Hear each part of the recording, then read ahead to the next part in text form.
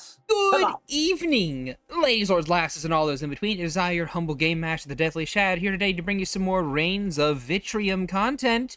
Woo! Episode 82. Oh, getting up there in the numbers, aren't we? And joining me today are my lovely, lovely co-hosts. Agathar, say hi to the people. I have an accent now. Yes. Morrigan, say hi to the people. You stole my accent now. Francois, say hi to the people. I don't know why suddenly everyone else has an accent. Am I the only one who talks normal now? Soren, say hi to the people. I've always had this accent. I don't know what you're all talking about.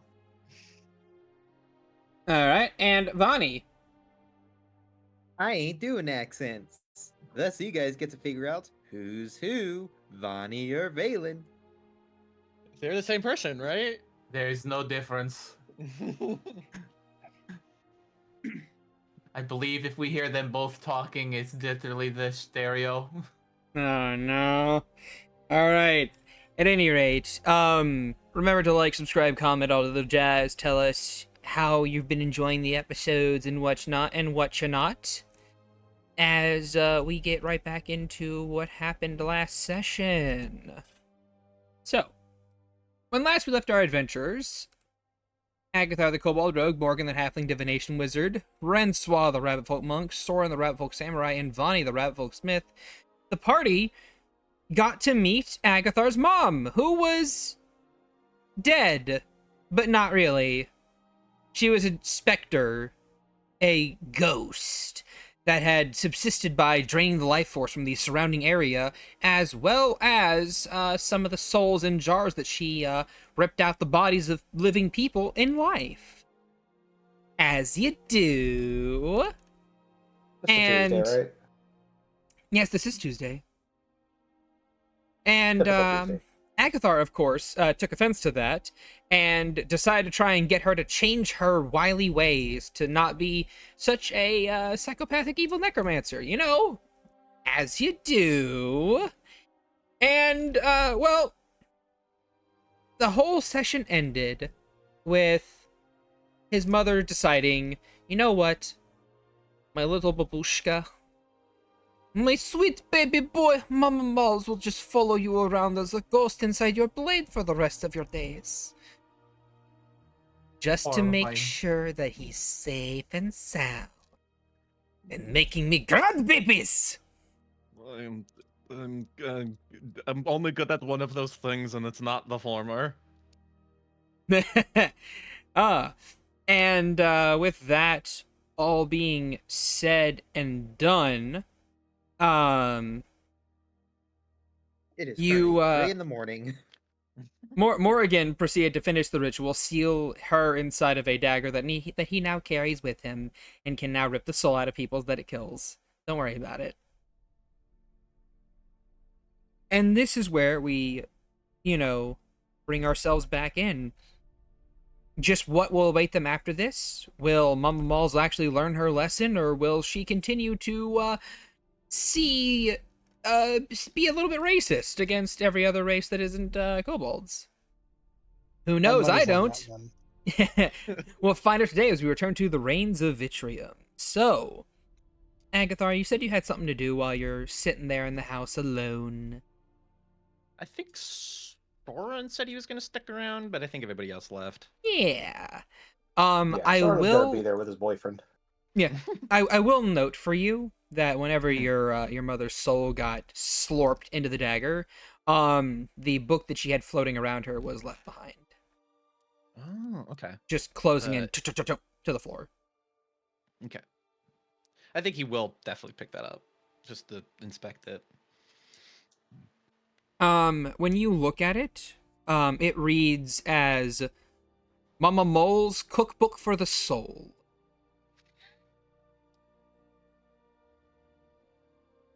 I think it's a little on the nose there. Why don't you open it, my sweet child? Give it a read. You'll find many great things inside of it. I will later. I want to look around. It's been a while since I've been here. Ah, but of course, Mama Moles understands. He's that's gonna sigh a little bit as he drops the book into his bag. Um, I would put Moore's cookbook in my Moore's inventory, but I think that's gonna confuse me. So Just put it more. Just write down Moore's cookbook for the soul. Just put that in your notes. There you go. cool. All right. And then after that, he's gonna look at Soren with a soft smile. He's gonna say, "Well, I think I could use your help with digging around here. She mentioned something with research notes. I want to see. I want to see stuff I haven't seen before." Are you looking for your mother and father's secret stash of necromantic secrets? Maybe. You mentioned research, and I want to see what you were doing. Well, if you're looking for my research, baby boy, sweet Agathar, it is in your hands, right there. All you could ever want.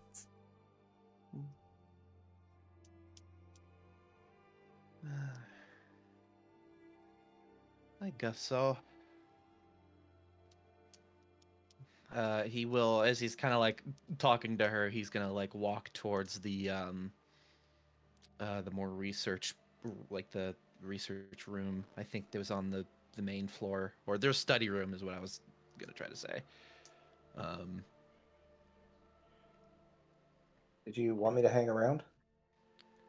um, yeah, yeah. Um, I wanted. I also wanted to ask, since we'll be hitting Therboulder next. If do you want me visible? Would you rather have me cloaked just in case, or how do you want me? He takes a deep breath and sighs, and he goes, "That's just it. I don't know. I still don't know what I'm gonna see there or what I'm gonna encounter. I I just don't know, Aggie. I don't want to keep my relationship with you hidden. I want to be open with it. But I do remember you saying that you would help to, do things to them if they were bad." He says with like a little smirk. I did say that. Um, I don't well, think that'll be necessary regardless of what happens. Um, I think I think if anything does need to be done, I can handle it. But maybe just come with, and I well, I guess just mean, be there. I was coming with regardless. I was either, do you want me visible or do you want me invisible? I He says suppose. invisible with quotations. He says, I think just invisible at the start until I fully suss out what they're like. If they're as bad as if they're still as bad as Neatal has said they are, then I don't I don't think they deserve to know that I'm happy with someone. Okay, I can definitely manage that. I'm also just worried about Bethany and that squad. We have no idea where they are, and we really should keep our eyes open just in case if we happen to run into them or be close. I I we should probably keep an eye out for them too, because I'm more than likely going to be using my real name around mother and father. So last thing I would want is for Bethany to hear it. Yeah, but yeah, that's a good call. Okay, I will be cloaked until further notice. Well, when we get into the city. All right. I'll just know that you're with me. And I'll always- he smiles. I'll always be nearby. You just have to call me. Mama Moores recommends you remain cloaked inside the big cities anyway, child. They will hunt you and kill you. They think Well. that you are anything like us, and they will be more than a little bit not kind to you because of your species. That is fair. I was planning on being sneaky regardless, but it wasn't to. It kind of was to conceal the possibility of me being a necromancer, but it was kind of in the plan anyway. Can Soren hear what Morris is saying? No, Okay. Yeah, there's just talking to himself. it's in his head, but he speaks out loud. Yeah, he sure does. Let's see. Also, Mama Moores will have to tell you about your choice in sentient items. I sense one that isn't so kind to me. Yes. I'm gonna have a conversation with her. Speaking of, Mother, I want... Veronica is currently not in your possession. She is in Belle's possession, but you're still attuned to her. I thought he grabbed her back after the whole thing. He did. Probably. I thought, yeah, because he would have taken her back when he didn't need to. Yeah, okay, all right. Agathar anymore. Okay. Oh, so you have her on you right now? I sure do. Oh. You feel a seething black void of hatred. I'm surprised she's still attuned to you after that. It is like here's the thing. Because you have because you have explained yourself as being a good necromancer, quotation marks, and because you've proven yourself to be persuasive in the past, she is giving you a singular chance. But you can tell that your attunement is hanging on by a thread. Yeah. Yeah. I'll talk to her later. We were meant to destroy the necromancers, Agathar, not join them. I know. I just... Get out of my child's head. He does not need Mother, you. Let Mother. him make decisions for himself. Fiend. Guys, Veronica, please do not call me mother, fiend. Please, guys, let's just take a chill pill, take a second, breathe. I would call her far worse. Oh, please do so. I would love to hear them. Okay. This is going to drive me crazy. If you would like, Agathar, you may roll an intelligence saving throw to try and cordon them off in your mind. All right. Intelligence. Yeah. Into your sword. You begin to get a small headache as the two of them just kind of start having a minor spat between each other.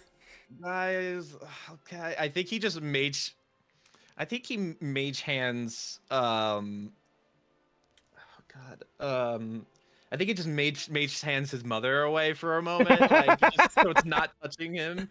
It's like, okay. I guess we're having the conversation now.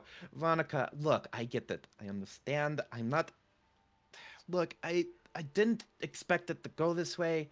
I was prepared to fight my mother, and now I'm trying to help her see the error of her ways. I get it. I understand. She slaughtered so many innocent civilians. Not to mention, I saw her pluck apart a man's soul as if it were a piece of bread. I know. I just... He rubs his face. This is my mother. This is somebody who has raised me, who loved me, and if it was... Maybe if it was my father, I wouldn't have been so giving. But she has always been there for me, and I know it's selfish, it's stupid, but if that one paladin who's also slaughtered innocent people, if he is repentant of his actions too, then she should also give that chance. There is only so much repentance a heretic can perform before they must be culled. I know, I just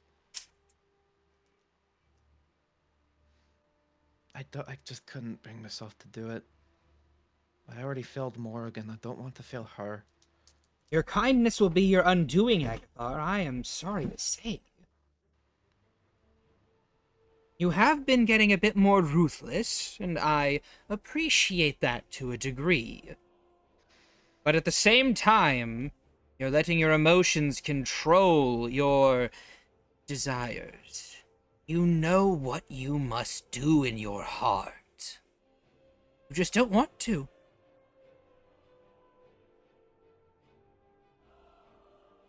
Maybe it is foolish, but I'd rather die as a fool than live as a tyrant. Hmm.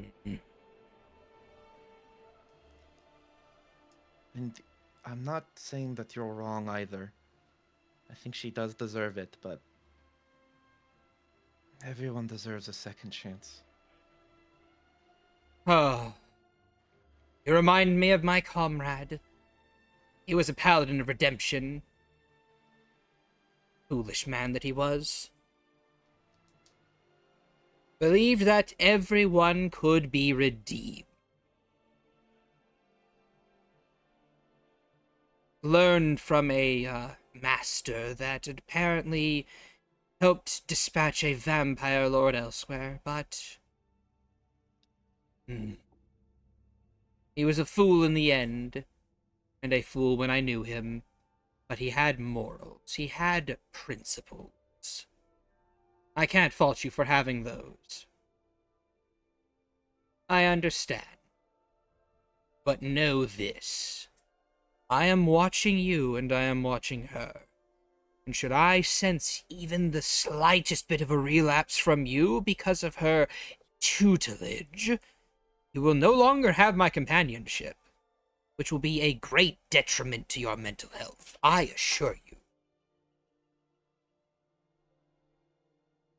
Honestly, you being angry at me is also a detriment, but if I become like her, you have, well, not my permission, but you absolutely should deattune from me. I understand. And with my wife and my companions, I don't think that they would let me. I know. Your companions are a lot more sensible than you. Ouch. But fair, I guess.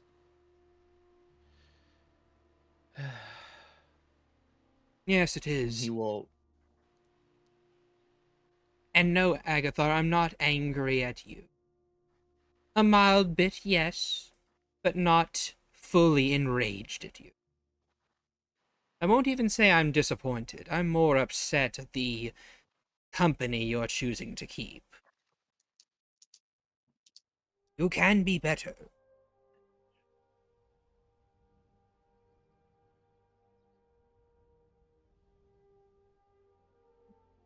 I don't know. I don't know. Uh, but that I feel like that is subjective. But Well, maybe it isn't. Maybe I am a fool. But I can't. I can't do it.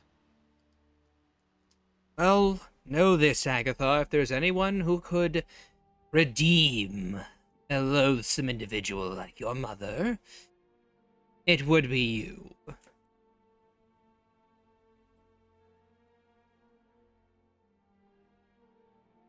Thanks, I guess. You should give me thanks, for I have given you the greatest of compliments that not even I gave my comrade. I'll take it. I will. Um, You'll He then will- you'll then feel like a small pat on your shoulder. Like a physical pat, or just like from like Spectral pat. spectral pat? Yeah. Like, the feeling of someone patting yeah, your the shoulder. feeling of a pat. Yeah, gotcha. Okay. Now I'm going to bring her back. Please don't. I won't argue, even if I really wish to. No matter what she calls me, I have thicker skin than that, Okay, thank you. even if And I you- lack some at this moment. he will mage hand the knife back to him, and then he'll hold on to it, All right. and he just rubs his face, and he will. I will say we're gonna move on from this scene, but because like your Yeah. mother starts needling her again, and she, Yeah. true to her word, does not get Mhm. riled up, and then your Mhm. mother gets bored eventually. Goes back to giving you life lessons and stuff. Yeah, Just- just one thing. Go for it. After when he's done, he's gonna go to the cellar again to see if his hat is still there. Your hat is indeed still there. Roll me an intelligence check. The back and forth that his mom and Okay, Veronica give me are that having. guy. Just like you see Aggie's head just rocking back and forth. Now he's just ever so slightly tweaking. Yeah, you've got a little twitch. By the 9. By the nines, I'm tweaking. So, your hat is still there, but you still can't see anything. He'll just go to the cellar and he will, because he knows that cell door is still closed, and he'll just open it. The place is still locked and latched up. I think. What did he do? I'm trying to remember in the flashback what he did with the key. I think he either left it in the lock where Doug's cell was, or he just kind of flung it to the side. I think either way, he'll just lockpick it open. All right. I mean, there's probably even no need to. You can literally just grab Veronica and just whoosh, slice through it. Yeah, I know. Tornado. Just you basically tap it a couple times in the right place and it just ka-tunk, beep, oh, falls over. He just falls over. Okay. And then you kind of like Agathar yamping again. you creak the cage open, and as you do so, you see your hat shift ever so slightly further, like closer to the cage entrance, and you feel a breeze blow through you. Your skin gets a little colder, Mhm. and then you hear a whispered, "Thank you," before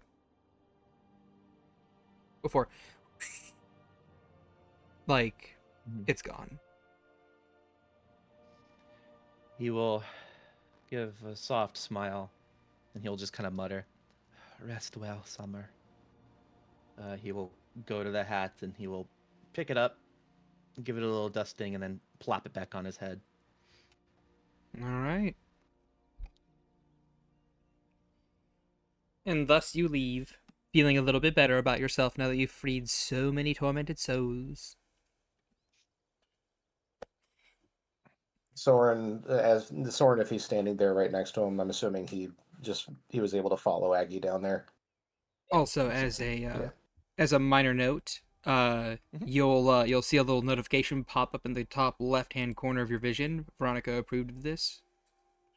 Or no, Veronica will remember this. There you go. Oh, fuck. Okay. Yeah, but the Soren, like when Soren hears him say that, he's just gonna like lean down and just give Aggie a peck on the cheek and goes, "I love you, Aggie." At that, he'll kind of reach his arms up and wrap Soren's neck in a hug, and he'll kiss his cheek back, and you'll just kind of hold on to him. Aww. Wants uppies. Wants uppies. He wants And to be he'll held by stand. his strong boyfriend. And he'll stand and just hold him as long as he wants, or just carry him around the house if he wants. He doesn't care about doing that either. Yeah, he just kind of mutters, "I'm ready to go back to the cart now." All right, love. And he's gonna carry him back. All right. And thus, unless you guys have anything else you'd like to do or say or interact with, you all pile back onto the cart and then complete your long rest as the cart trundles on upwards. Yes, I like to throw Molotov cocktails at the house. Burn it down. I don't Damn think it. Agathar would mind.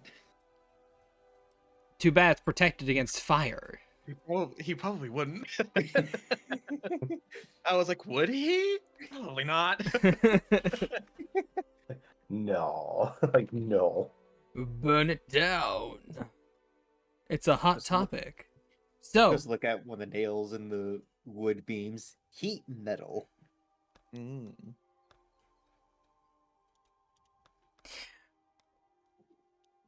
all right. So, with that having been said and done, does anyone have any interactions they want to do with anyone in particular? Francois? No, not really. All right, Morgan? Nothing outstanding. She probably just spends any time she has that anyone like sees her just loafing around, Okay. kind of half there. That's it. All right then. And Vani? Just working on Project 1 and starting up Project 2. Okay. Go ahead and give me some rolls for that. Descriptive. Yep, very much so.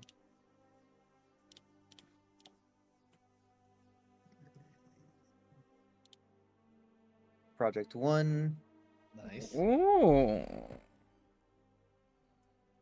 Project 2. How long have you been working on Project 1? Project 1 is currently in the final phases. No, I mean like how long in game time? 6. This will be. Jeez. 2, 3, 6. This will be day 9. Okay. It'll be done by the end of tomorrow. Alright. And so, you all continue to make your way trundling forward, the cart allowing you to travel at a much faster pace as you make it through here. And then, by the time it becomes night again, you're passing by the city of, Silros? Silkross. Silcross, thank you. Mispronounced my own damn cities. And I would roll random encounters, but you know your card is insured against those. Like the car has an automatic 50 cal. No, it's just insured against like random encounters. It's insured. Damn, I didn't realize Progressive had that kind of insurance. Nah, it has max repel. It just Oh, You gotta ruin the moment there, Valen. Anyway, so yeah, a day has passed since the discovery of Agathar's mother being alive. And are there any interactions people would like to have today? Vonnie has the 2. Go for it. First off, Vonnie's going to do a sending No, to who? to Whiskers. Oh, yeah, that guy. I forgot his name, so just Whiskers. I believe that she has a nickname for him. It's no big deal. Yeah. What message is she sending? Hey, Whiskers. Do we still have the location Therboulder? Me and group heading there. Might need some information. The response you get is, "Bunny, you're still alive? Well, what a pleasant surprise this is. We shall make many a merriment at Therboulder once you arrive. We shall do."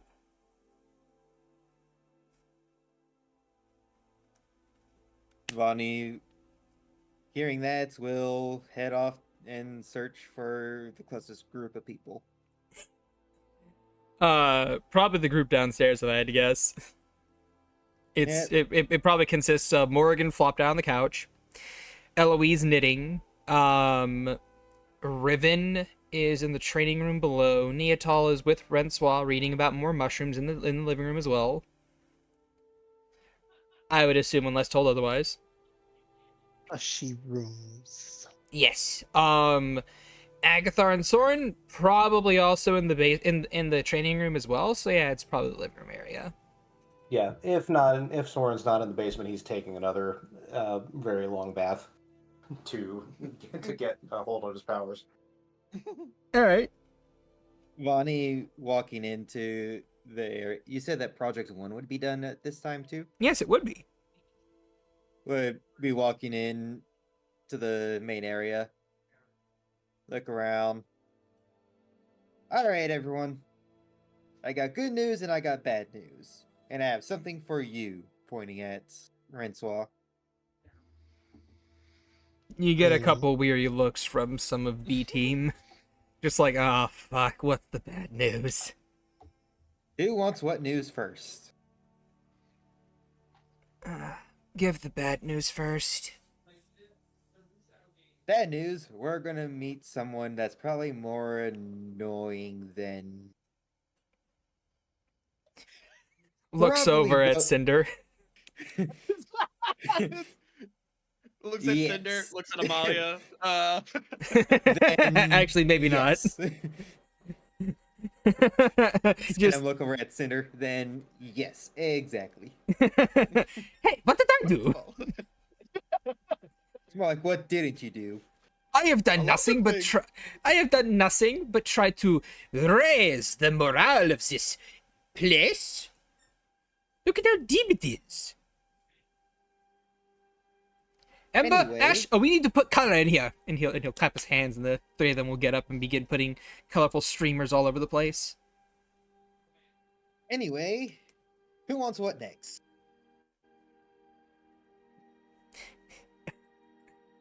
Eloise just rolls her eyes, gestures to Rensois. You tell him. Alright. Catch. And Vonnie will throw 2 giant rings at you. She just kind of like, she just kind of has to like drop the book in her lap, just, like snag them out of the air. Roll me... What's your dex bonus, Rensois? roll me acrobatics trying to catch this. Oh, okay. Neatal will help by taking the book out of your hands quickly. Okay, roll what? Acro. Oh, okay, that's fine. You have You're not going to advantage. give her the chance. You're not going to give her the chance to toss the book up and then catch the rings with one hand, and then catch the book after she catches the ring. You managed to grab them. You don't cut yourself on them. Have Did fun she spend- attuning to that. Can she spend a key point to throw him back? She technically could. You're fuck out of here. She technically fucking could. What you see in your hands are 2 chakrams, 2 very thin circular wheels. The outside is made of very clean metal. It could almost be mistaken for silver, while the inside is made out of wood. There's bits of moss and looks like fungus starting to sprout.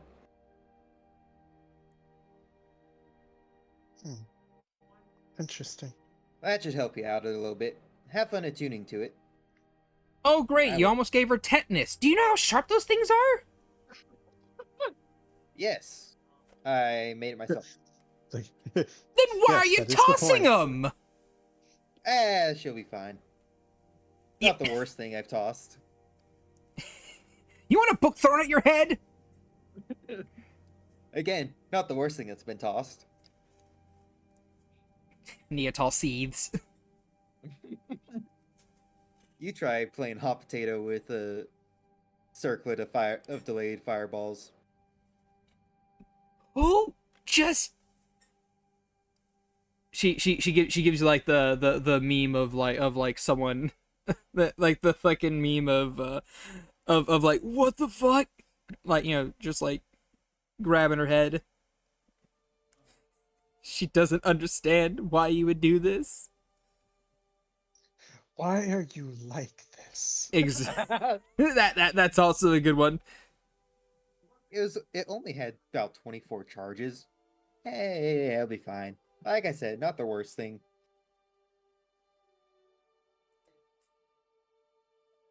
Anyway,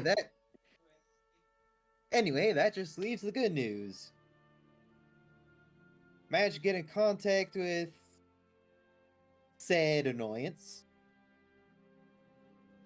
They're in Therboulder, so that means we'll be having some assistance and information.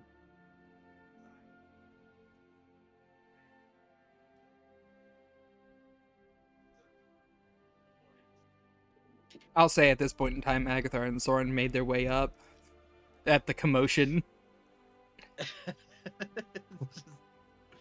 Soren is toweling off. Everything going all right in here? I was hearing yelling. Yeah, everything's all good. Just throw something at Rensoir. Through a deadly weapon. It's nothing. Soren, feel like- the Soren just kind of like stares at Vani for a second and blinks a couple times, and he goes, "Do you have a death wish, or were you just?" Possibly. That's not a good answer.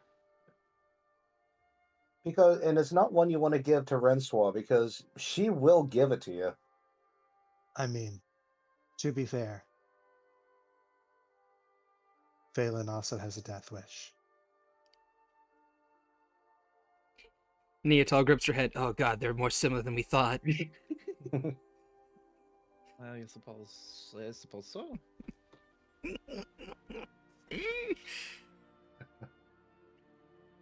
Anyway, pretty much, I have good standing with one of the many groups here in Vuori. No. Vuori? Vuori? Potato.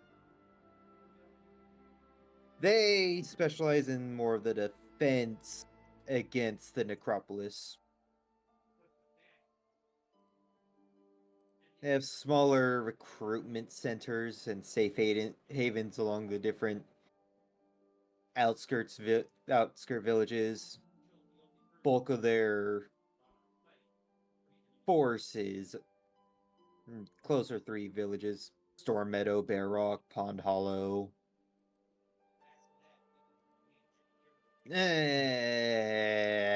You might have an issue with one of them, as Vani says, pointing at Agathar. Well, his head tilts. Why?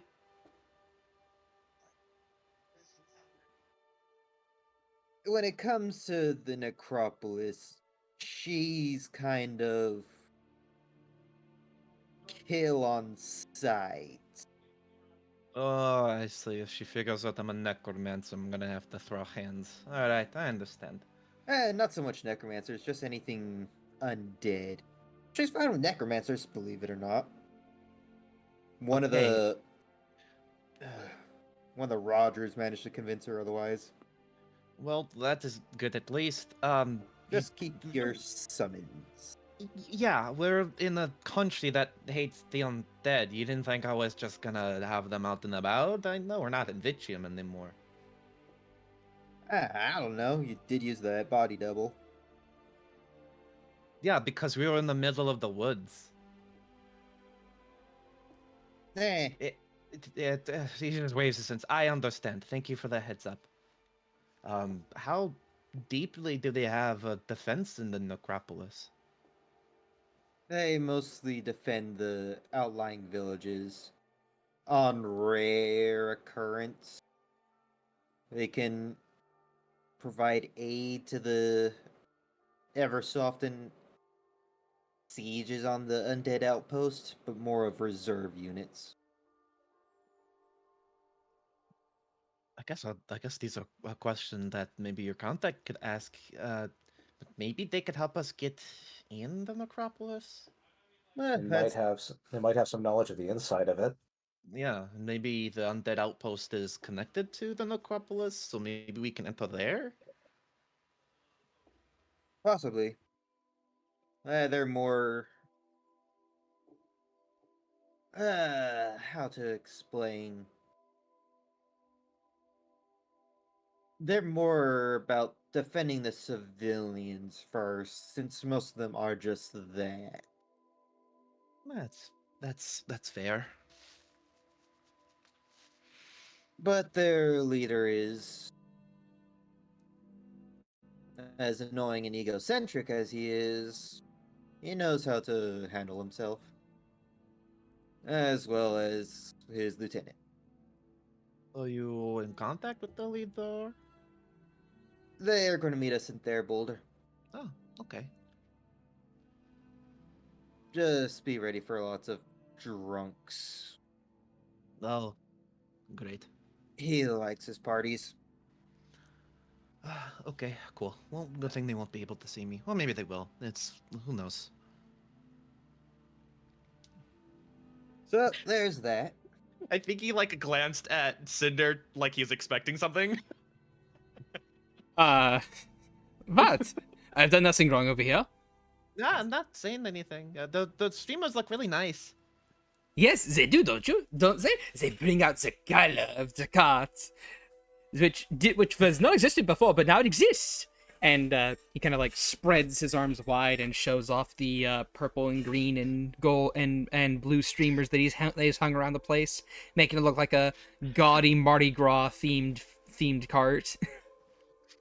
He stares at the yellow, the banner, you know, the one that's actually green. He sweats a little bit. Morgan's just dead eye staring at the ceiling. She hasn't said anything. Gaudy Gras, that's great.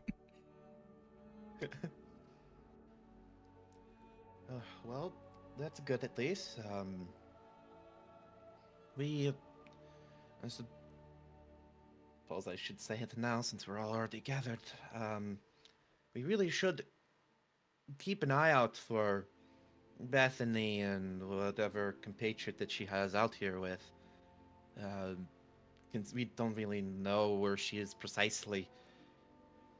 If we run into her, it's not gonna be good. So I think we should stick together.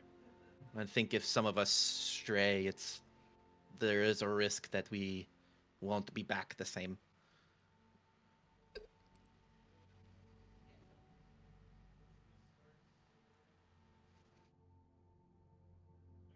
Well, Or- Cinder will kind of like hold up a hand. So, out of curiosity, where do you want us to be in this whole city while you are all meeting people? That is a good question. I would hate to keep you holed up in the cart, but I suppose you guys. I mean, I'm gonna have to ask. Cinder isn't your real name, is it? Who knows? I don't. That's a good response. Okay, so Bethany won't have an issue with you. I think you guys would be fine. I don't think that she'll mess with travelers. No one should mess with us. Exactly. Says Ash specifically. Mm-hmm. Yes, I agree. So I think you guys will be fine. I'm just more worried about everybody else. So I don't know. You guys can do whatever do you want. If you Speaking want of, to. what is a Bethany? Oh, she is the enchantment linchpin. Oh, Yes, her shtick is if she knows at least part of your name, or if she knows your full name, she can control you by saying, you know, the. He looks at Soren. Soren's just gritting his teeth. The well, uh, she will say a phrase that has an R in it. You can go ahead and say it. do we Okay. know what the phrase is? She has to. She says she heard a rumor, and then whatever. Then she says the name of her victim, and then whatever she wants them to be. And well, they are that for as long as as long as the Bethany is alive, or until they get dispelled. The few of us were under that effect. Soren just kind of like raises his hand and twiddles his fingers and then slowly drops it. So if you know dispel magic, that would be a great benefit.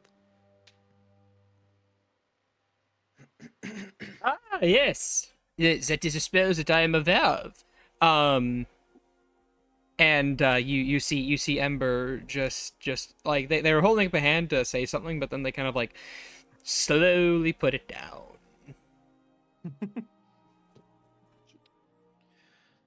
Yeah, I have suspicions that she is being controlled in and of herself, but that's a theory I'll have to test in the field.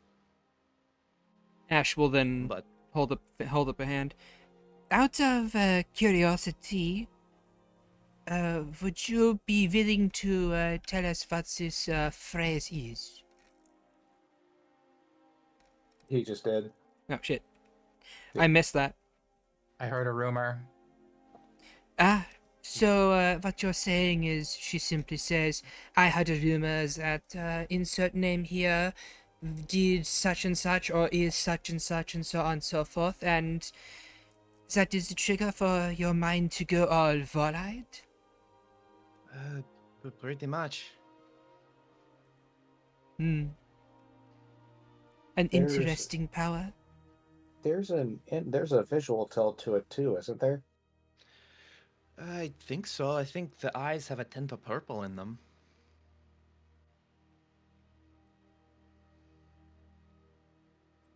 I think we know that information.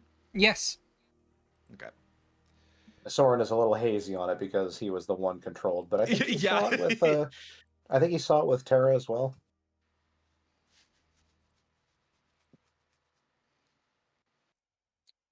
What was that? I think that Soren was a little bit hazy on the details there, but no, because he was one of the ones being controlled. But I think he saw it after it was dispelled on him with Terra. One more time, I did not catch that last bit. I think he was. I think he saw that in Terra, like the purple eyes and shit. Yes. Good. Yeah, so he's vaguely aware of that. Okay. Yes. You guys are vaguely aware that, typically speaking, her rumored, the people that she has rumored are, they have purple eyes.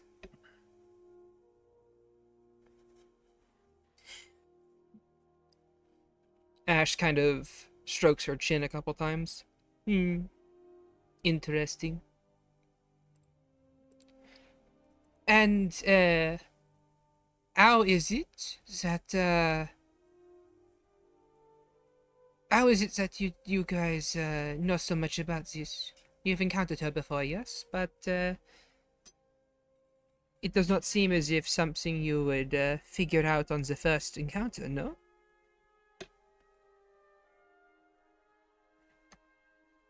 Well, we've had a couple of encounters. when we've done our research.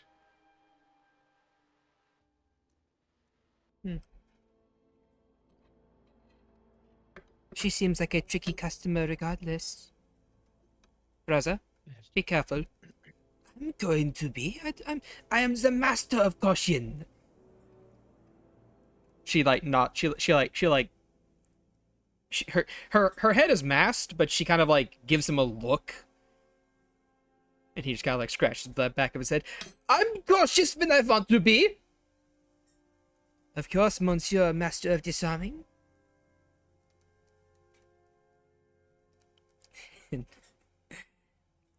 Just he kind of like folds his arms, looks away. Yes, she is a tricky customer. Every time I've run into her, she has been a simulacrum. But her prime body is somewhere here. Are you, Ember chimes in. Are you sure that her prime body is here? I mean, I don't know. Honestly, it could be anywhere. But I don't know. I can't confidently say that it is somewhere in Vuori. I just know that they're operating in Vuori. Her body could be back in Vitrium for all I know. I don't know. Considering that Lucas had taken Valen due to Valen being a linchpin, I would wager that he keeps all of his linchpins close.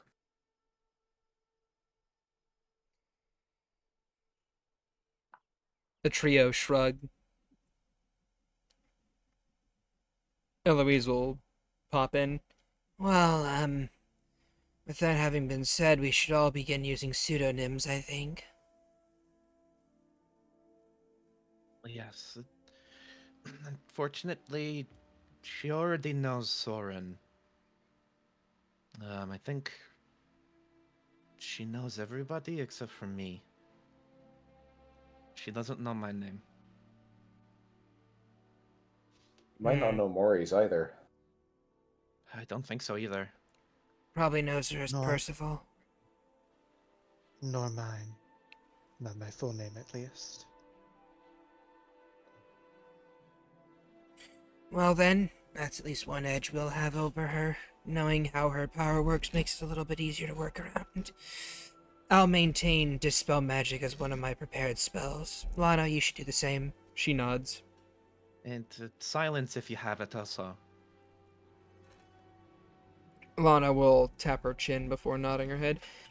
Yeah, I can do that. Neatal's just gonna hold up a hand. I have a spell that can silence someone whenever I hit them with it. That works. If you have to hit a clock over the head to get away from her, I suppose that would work. Just any way to shut down her vocal. She nods, gives you a thumbs up. We'll give her a nod.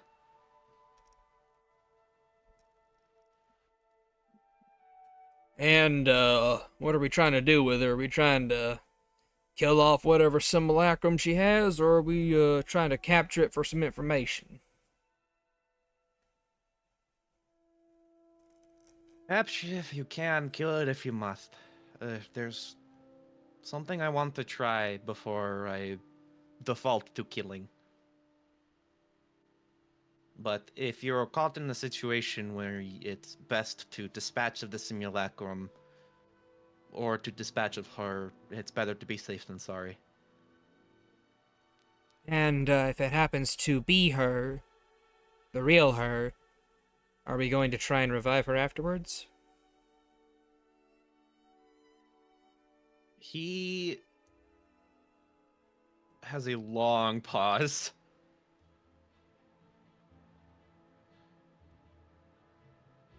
Would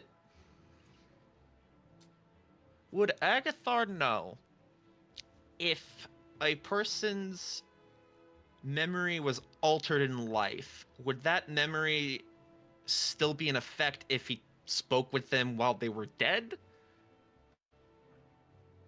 Yes. because Because it is whatever the ma- body believed. yeah, well, it's one of those things of like it's whatever they knew in life, and if they didn't know Right. it in life because of manipulation, then well, they Then can't really know it.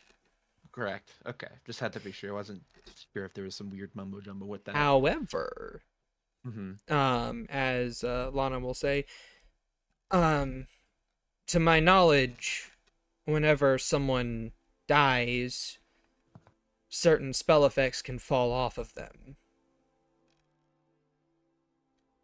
It may not fix any memory issues, but it may fix any puppeteering that is going on.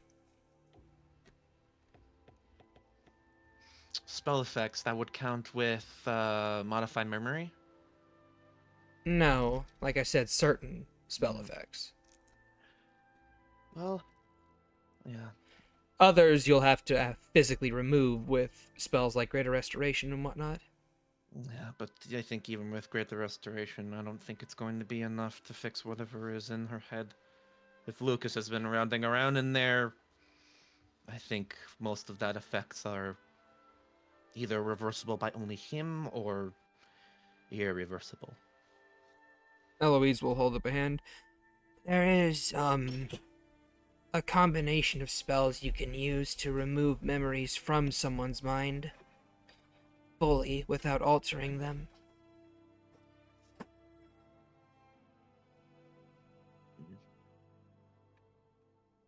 But to do so is a bit of a taxing process. And those memories remain somewhere, usually in the form of little strands of notation that you can put back into their head. That does. That is something. But if that is the case for her, those things would be stored, well, expertly. If an archmage doesn't want information getting out, he is going to make sure it doesn't. It might just be more merciful just to let her rest. But fix it if we can, stop it if we must. Cinder will kind of like lift a hand up. But if she is under the influence of all those spell effects, would it not be better to bring her back to help her? Yes, I think it would, but She's hardly there's been a living lot. a good life in this case.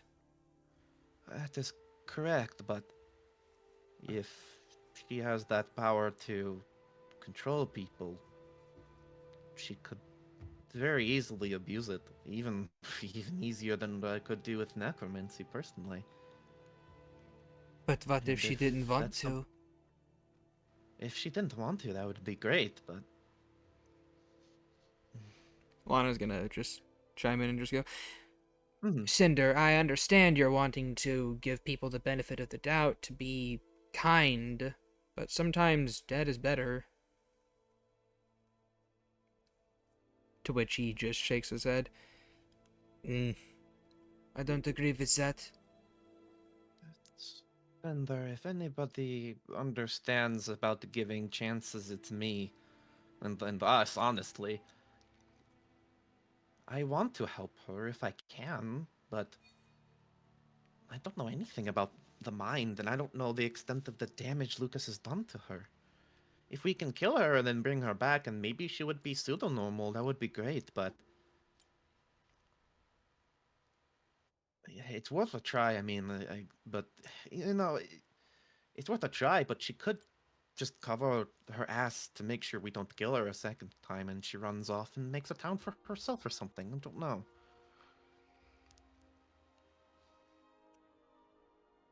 I want to help her, but if it risks us, then I don't know. But I understand how you feel.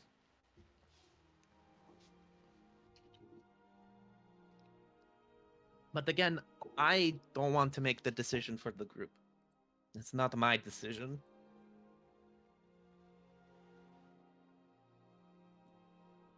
If everybody thinks she's better off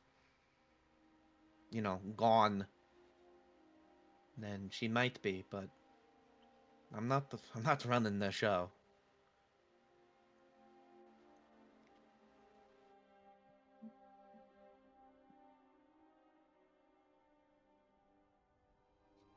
Well, there's obviously risks to helping her, many of them. But I suppose this is something we need to discuss right now, though. We might need time to muddle it over. And if what I have in mind works out, then I think you would get your wish, Cinder. I hope. But Because me too. it seems as if whatever we are going to have to deal with, we will need all the help we can get. And who better to be of aid than a person with a very powerful abilities that happens to be an adept, no? Right. That would be a boon. And I don't think it's any coincidence that all of our linchpins are together. I feel like, well, this is just a theory, but I think we're being gathered for a reason. Besides gathering the rings, that our presence together might be a part of the process with these rings. I mean, you guys, he just kind of motions to Cinder. I mean, you guys literally just showed up. We did kind of get a letter. Yeah, that's kind of what I mean. Why else would he send you to us? We have besides general helping, I think there's a part to play with these rings. Maybe. Who knows? I don't. Him and Ember laugh, but Ash doesn't. She's still pondering.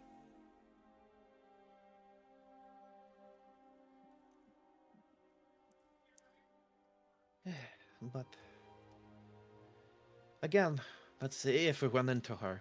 And knowing our luck, we will run into her eventually. It's just I would rather run into her as a group rather than being ambushed. She can only control one of us at a time. Well, she can only instate her control to us one at a time. Yes. And I think if we're together, I think we have a better chance of either snuffing it out or, dealing with it.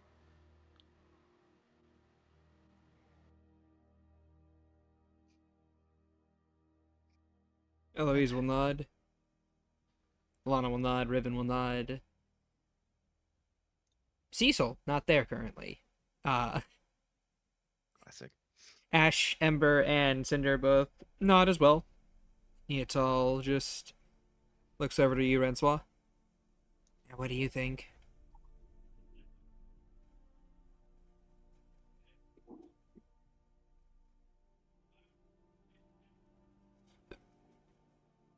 I think you're muted. Oh, no. No, I'm Thinking. Pondering. thinking, and also because I've gotten like fucking 4 phone calls, so I've been in and out. Oh, damn. Need me to catch you up on stuff?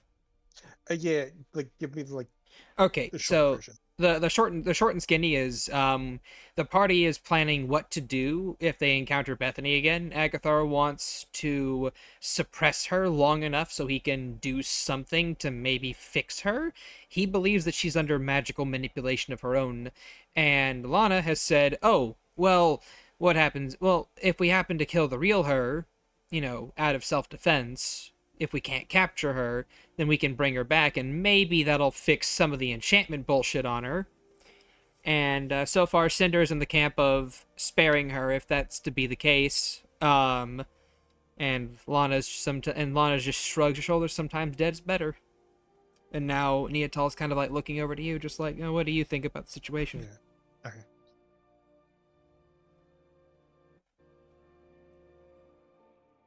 I would say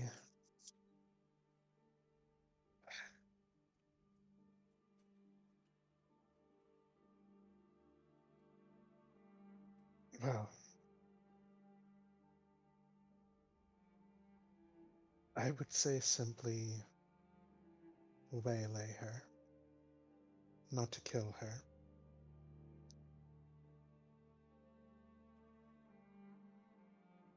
Lucas is a master manipulator, and let's be honest, even at this point, we have no idea if Bethany is doing anything of her own volition.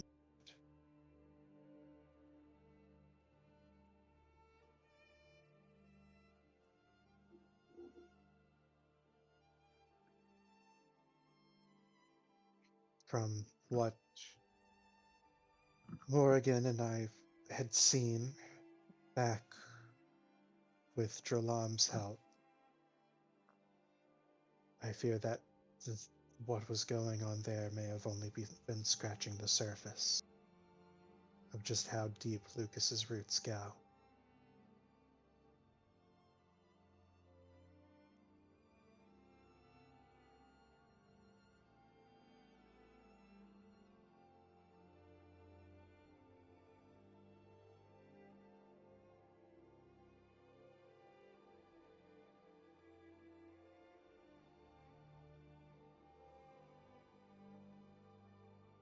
Cinder will lift up a hand. And what was it you saw?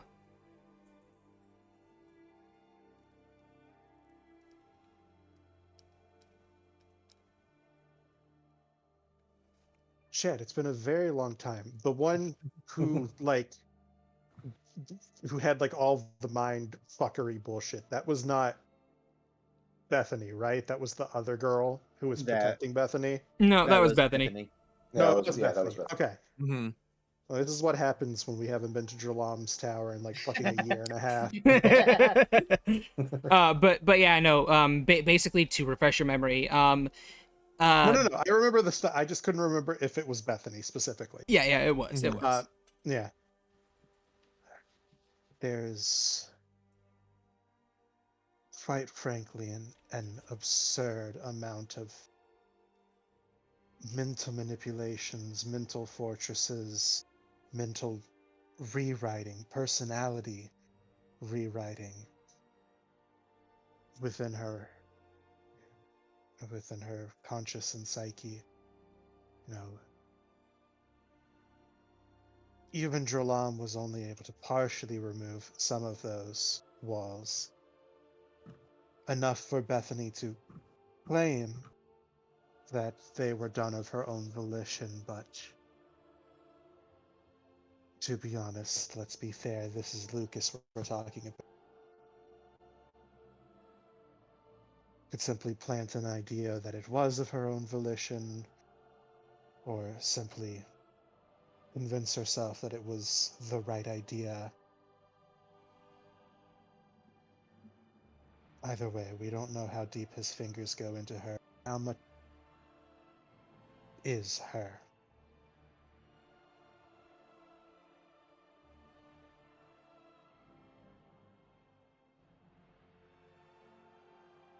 Besides, we've already dealt with one Bethany simulacrum. There's no telling that going after the real her anyway. Our efforts are better placed on Lucas's head. Because the question is, how many more simulacrums exist, or is there only ever one, and he can just create another whenever he wants?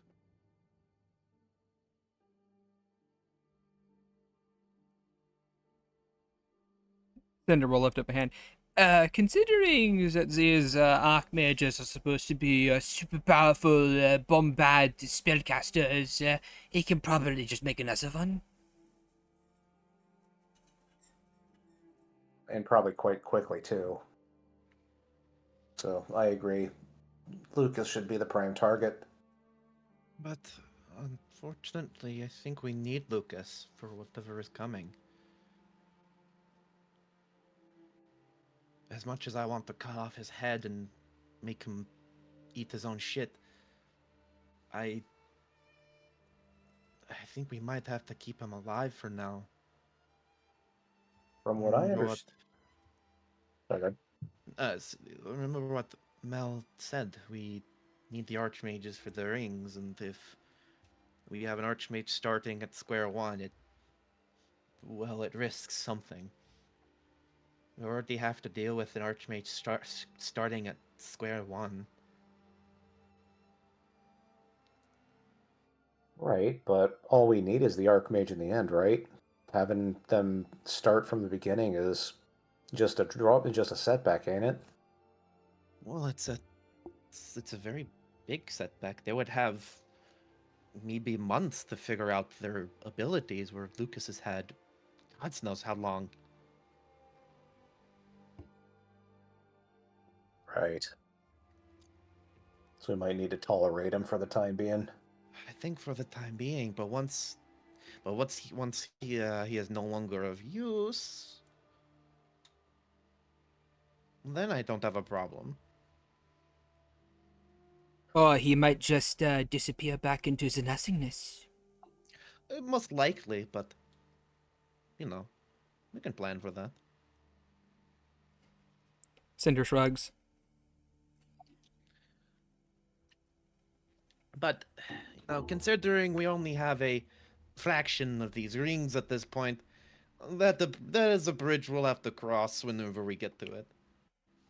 We are still very early in our mission. We also have to consider the fact that Lucas has already rubbed at least one of the Archmages the wrong way, so Yes. we might not even need to do anything. Maybe. But again, we should just look out for Bethany. If the opportunity presents itself, we can intervene with her. But our eyes should be on the Archmage here in the ring. And of course your parents. And he motions to Soren. He kind of like shudders at that just because he doesn't know what to expect, and he just replies, "Aye, but as I've said, my parents should be a low priority. As much as Yeah. I really, really want to meet them, I feel they should be low priority." Well, considering we have a contact in Therboulder that is now currently expecting us, we are going to have to go into Therboulder anyway, and while we're there, we could look for your parents.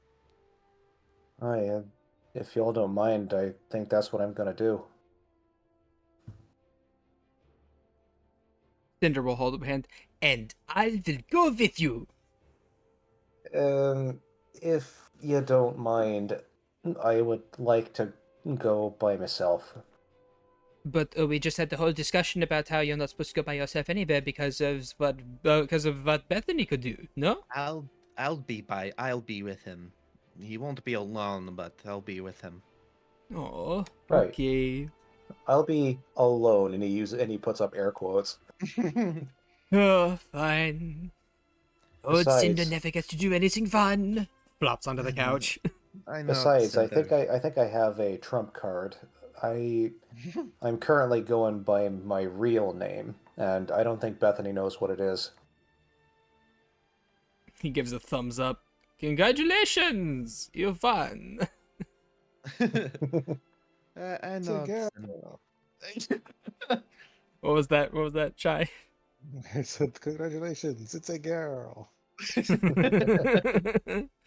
Only when I put the choker on.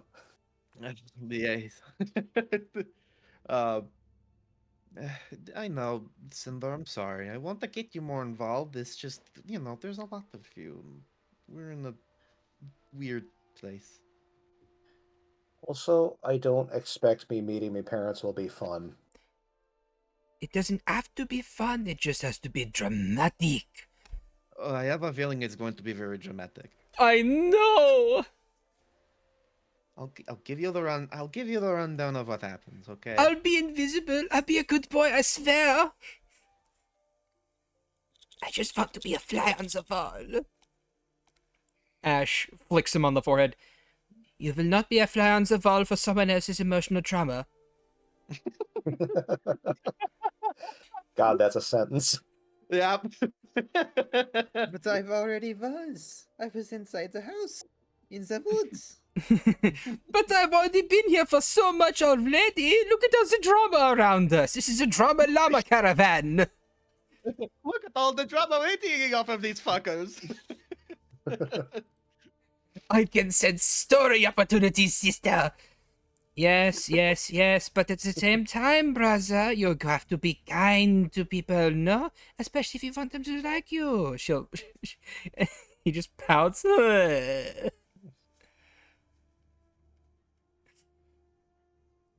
Ember, lifts up a hand. Sorry for brother, he's, She makes a little crazy gesture next to her head.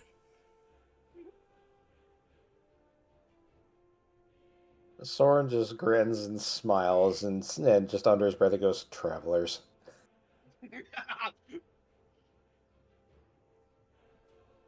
At any rate, so yeah, you guys have your course. And, unless there's anything else you'd like to discuss today or say or do, we're gonna move on. Did I do my Smith check for today? You have not, but you can do the one for the new project. Yep. Since one project's done, I'll probably start on number 3 then. Oh my god. Okay. You gave me the opportunity. I'm taking it. I know. For... I'm happy you're taking it. Oh, rip. No. You lose a week of progress. Nah, I'm messing. I'm There's messing. the other one. Your third project's looking good. Your first one's like, oh, okay, there's not a lot of progress done. You instead of focusing on your second project, you end up hyper focusing on your third project the whole day. I now know which one of the 2 that I sent you it's going to be. All right. Let me just. Like Soren's spending so much time in the bath, he comes out looking like a Shar-Pei. And on the dawn of the third day, you guys begin to arrive at Therboulder.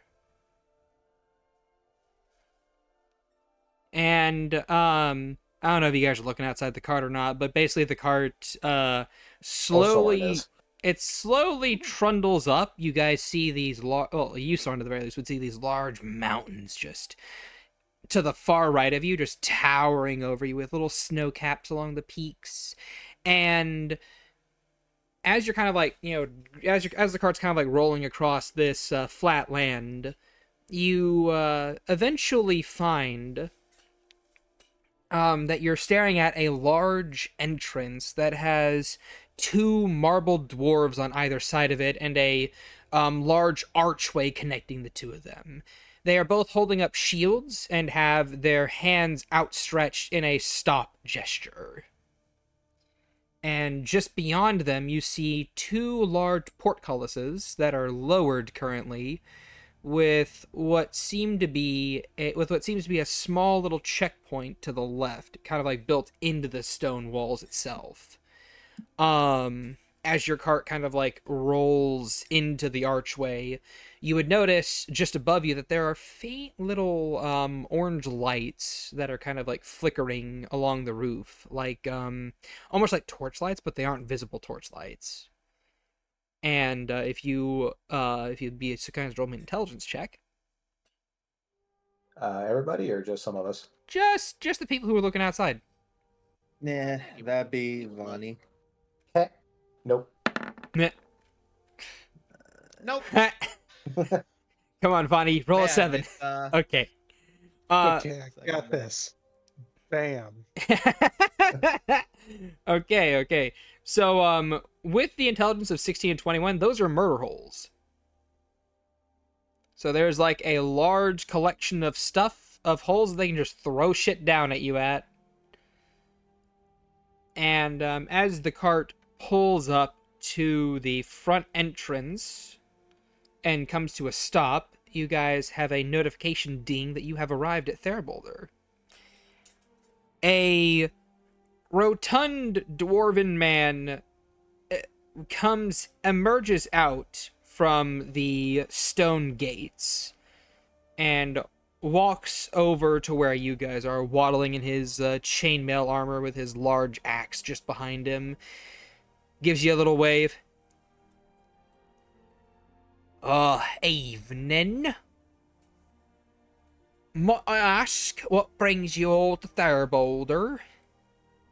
Pulls out Vonnie a will clipboard with a note.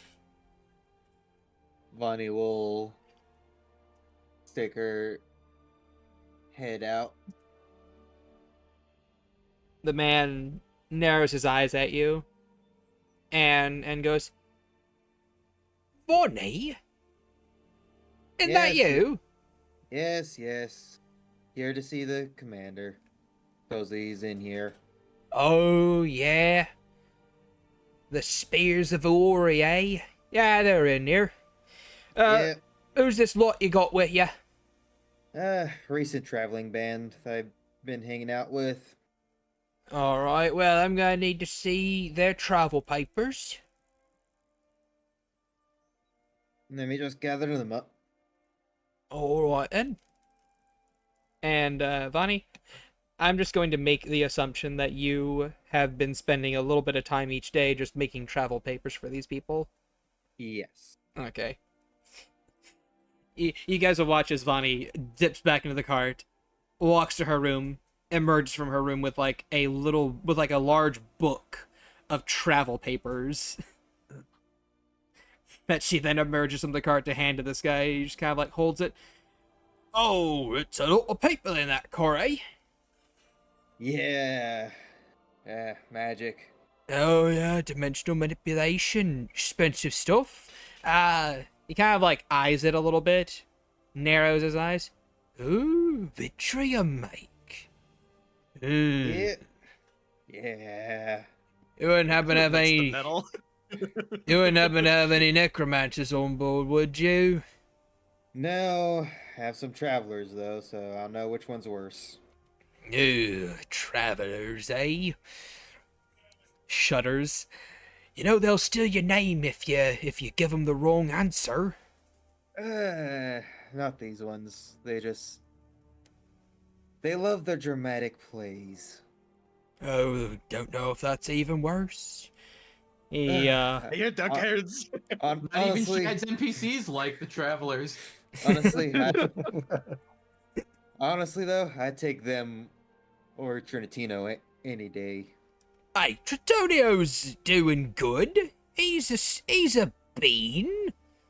Although you are right, he can be a bit right rambunctious. Yeah. Yeah.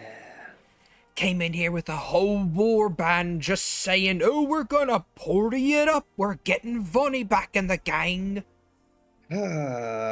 Which means they need their equipment repaired. Oh, you know it. Think I saw a few of them with a bit more cracks in their armor than not. And I thought I need to have him invest in some mithril. We're adamantine at least. Mithril's expensive though. I would know, we set the price for it here. You'd think we'd get a discount on that, but I mean, hey, if you bought it anyways, from those Humies, you might have a bit of a discount, but not from us. yeah, but you really want to deal with? Does anyone really want to deal with them? They're a bit more zealous these days. Have you heard the news? No, Well. Haven't been in for a bit.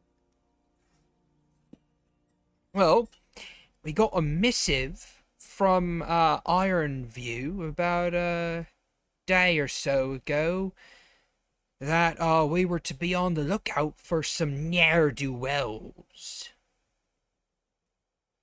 But of course, you know, these ne'er-do-wells are people that tried to attack their settlements, not ours. He shrugs. Hey, right, didn't really pay much attention to it. You have to go one of them Humie cities to learn more about it.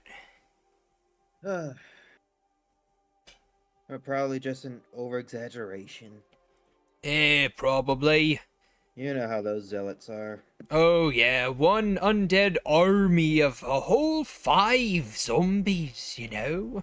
Oh, they've raised it. Last time it was 3. Oh, yeah, you're too much. He finishes digging. Like this whole time, he's been kind of like reading throughout these travel papers, and you see him making particular notes on his clipboard, which you'll know. He notes the 3 travelers. He notes the kobold. He notes the other kobold. And lastly, he notes the halflings, both of them.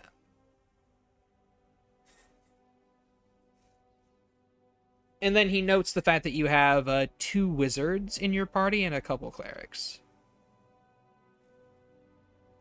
And I have a question. Did you get what did you write down for the travel papers for Amalia?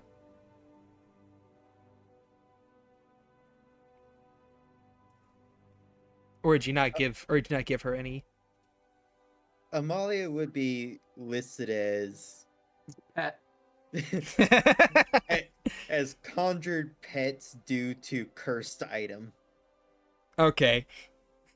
He looks at this and goes, "Ooh, conjured pet because of a cursed item, eh? You wouldn't happen to be bringing that item in, would you?" Thankfully, we keep her inside. If anything, she's just a glutton. Probably can even out-eat and drink any dwarf here. Oh, now that's a statement. Them's fighting words, Vonnie. Ah, Well, now I've got to meet her. He's He, only got me curious. literally what he was about to say. Now I've got to meet her. I wouldn't. She's very friendly. Friendly? You She acting thinks with like her that's an stomach. issue. Yeah. Yeah, she'll be fine around us dwarves at the very least. She don't So look long too as you keep her weird. fed. Oh yeah. So long, right? Yeah. Anyway, yeah, no, you're all good to go in. You guys can head on in. He'll hand you back your travel documents. And remember, if you cause a ruckus, I'll put it on your tab again, Vonnie. Listen, that wasn't me. Tritino. Tritonio, that Yeah, bastard. Oh, I figured it was him. All right then. Well, still, don't cause no trouble, or I'll put it on a tab for you.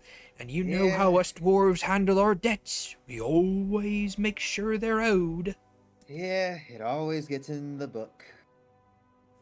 Of course. And he'll take his clipboard and he'll call out in Dwarvish, just Hakataka! And the portcullis just boom. God, they have a book of grudges here too. Of course they Hey, glad someone understood that reference. do. Of course they do. As the portcullis raises upwards, and then the second portcullis raises upward, and then the second portcullis. Okay, so basically, there's a portcullis that raises upwards, and then about 10 feet in, there's another portcullis. And basically, as your group clears the first one lowers down and closes. Then the second one opens up, and you guys are able to emerge into the city proper. Alright, everyone, behave. Welcome to Sword. Therboulder, where they Sword just- enjoy their grudges. The sword just like looking at Vonnie as she says, "Everyone behave," like accusatorily almost, and just looks at everyone else and just shrugs. An invisible. Hey. Oh, behave. Amalia An invisible is voice. Amalia's Sorry. face is currently like squished up against a window, taking up the whole window because of how her body works. No one can Like- see her through the other side of the window. It's just opaque, more opaque than it was being stained glass. with just a pair of eyes and a line for a mouth. I can smell the food. I You're want it. staying inside. No, I don't wanna. Come on. Let me outside. No. I heard the weird dwarf man. He said he said I'd be fine. I'd be fine. I could No. have as much as I wanted though. The answer is still no. Large tail whipping around as she just kind of like just suction cup noises, just detaches from the wall, flops on the ground, just starts writhing in place like a 5-year-old.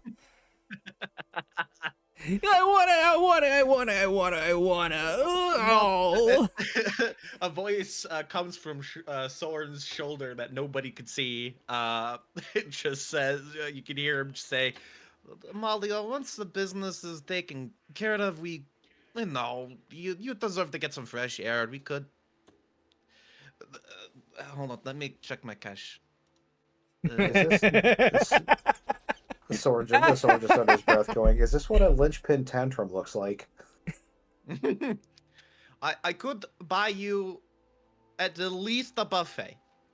But it's not. They say it's all you can eat, but I know you can eat the entire tavern itself, so you could get like a couple of plates. So immediately she stops her writhing tantrum and goes, "Oh, okay, I'm good with that." He just perks up immediately and just skitters away, gets into her corner again. Okay. It will be fine, Vela, and we'll keep an eye on her. Vonnie. I will make.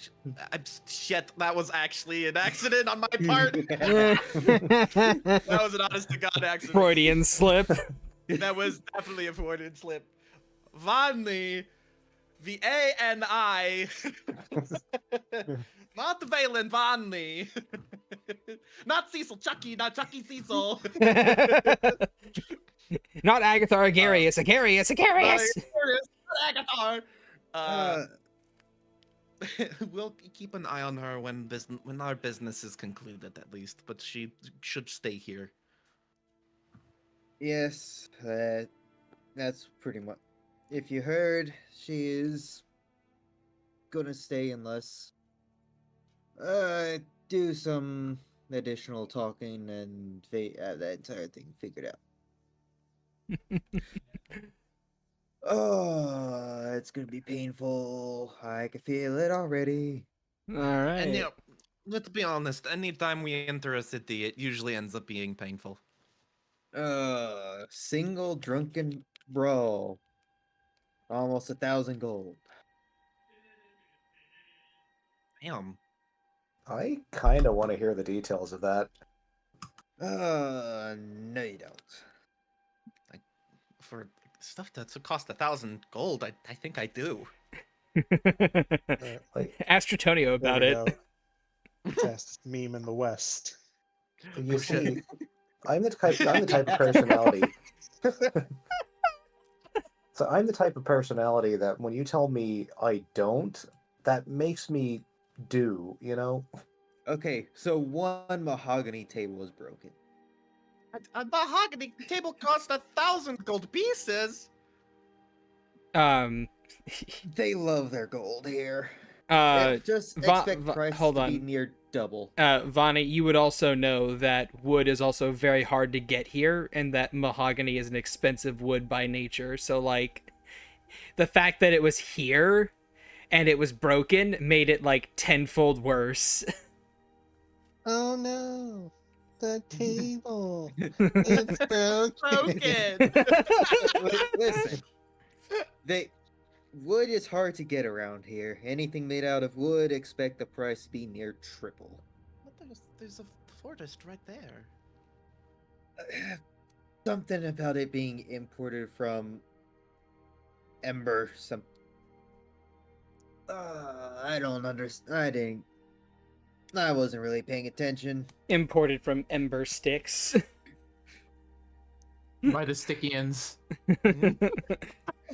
So yeah, the city itself, as you guys enter it fully, you see this long tunnel extend rapidly outwards, like exponentially so, into a mountainous cavern that is like thousands of feet up and thousands of feet wide, and it just expands outwards, and it expands downwards and outwards, like for at least a mile or two, just like as far as you guys can see in this surprisingly well lit area. All the houses are hewn into the stone, with other houses like made on top of them, with they hustle and bustle throughout the streets as you see various carriages and horse-drawn buggies kind of like pulling in and out. You see kind of like the roadways extending further in and spiderwebbing outwards into the city proper. And you see along where the main entrance is, kind of like from the main entrance, along the far right hand wall, you see various other entryways that are like just as large and they stand out just as much, leading further into the mountainside, going both left and then right. With these large glowing lanterns kind of like floating in the air, providing light. Well, how do you drive this thing manually? So I think that'll probably be easier than just telling it where to go. It's a goddamn labyrinth in here. Okay, I think it's the outside.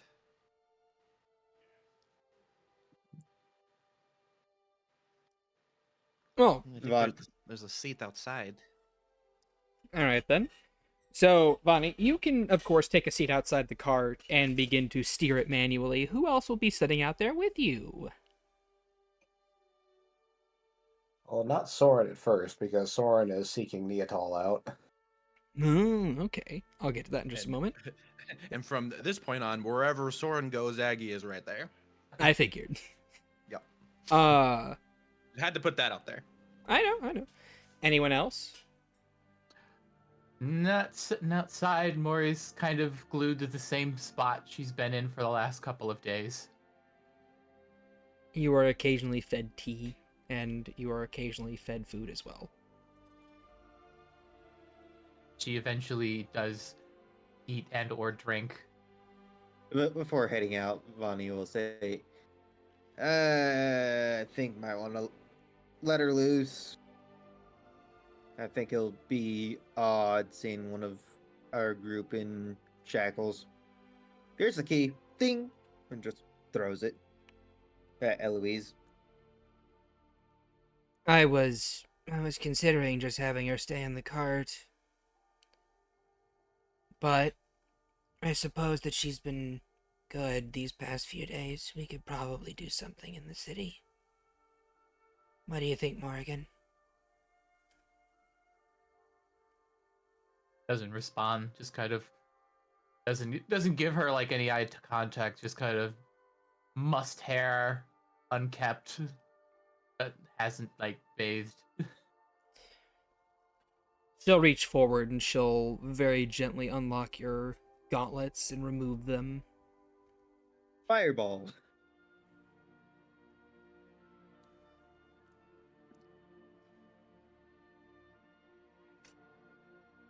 We'll go outside in a few hours.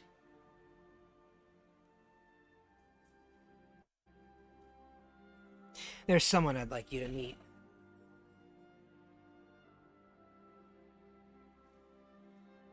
No real response. Just her fingers kind of clenching inward into a fist before relaxing again after being freed.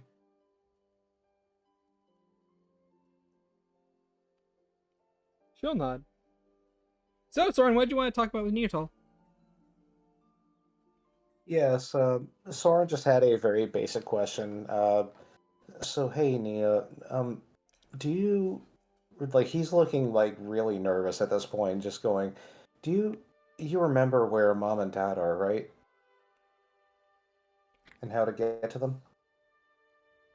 Sure. She's currently stabbing a training dummy multiple times. I'll take you to him. You don't have to if you don't want to, but No. if I want to. I want you to be happy. he smiles at her and goes, "Thanks, I appreciate it, sis. But it's really gonna depend on them." And frankly, I don't know what to expect. But this has been a long time coming, and I need to follow through. I know. So, I I would appreciate it if you leave me, but if you don't want to, I'd understand. I already said I would, you big I'm- dolt. I know. She'll I just, flick your forehead. but you know, Quit it. the dab. Stop doing that. Whenever someone says, "Oh, I'll do it," you accept that they'll do it, and then you just kind of roll with it. You're right. I do that too much. Yeah, you do. It's a problem. Stop it. Well, I guess I'm ready. I don't know if we're at a good point where we can do that. I'll have to check with Vani. No, this is as good a point as any. Come on, follow me. All right. Thank you, Nia. Don't thank me. Not for doing something that might just hurt you even more. Well, if it does, it's something I need to know anyways, so. It wouldn't be the first time I've been hurt like that. Mm-hmm. She'll make her way upstairs, and she'll pass by Rensois, and she'll pause. Oh, Rensois. I'm about to... Yeah, I'm about to lead him to his family. Do you want to go and get something to eat, maybe? The Soren has his hands, like, just clenched in front of him together, just, like, nervously.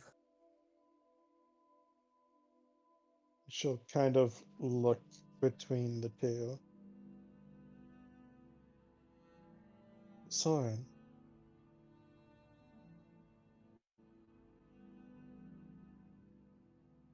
Soren. I.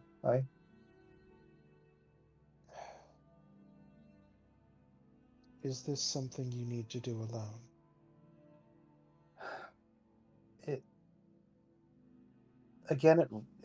It really all depends on them. Well, as I was going to say, Rensois, I'm only leading him there, and then I'm abandoning him. Strong choice of words. Well, it's the words that I have. Voice in the... She pauses. Where'd that voice come from? How are you doing this? How are you better a ninja than I am? There was no further response. The Soren doesn't even acknowledge it. I'm not... You all heard that, right? Don't worry about it. Yeah.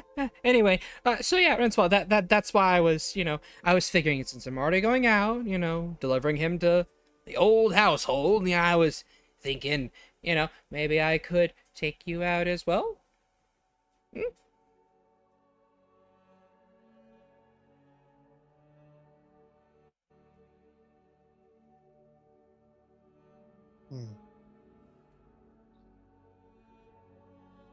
Very well.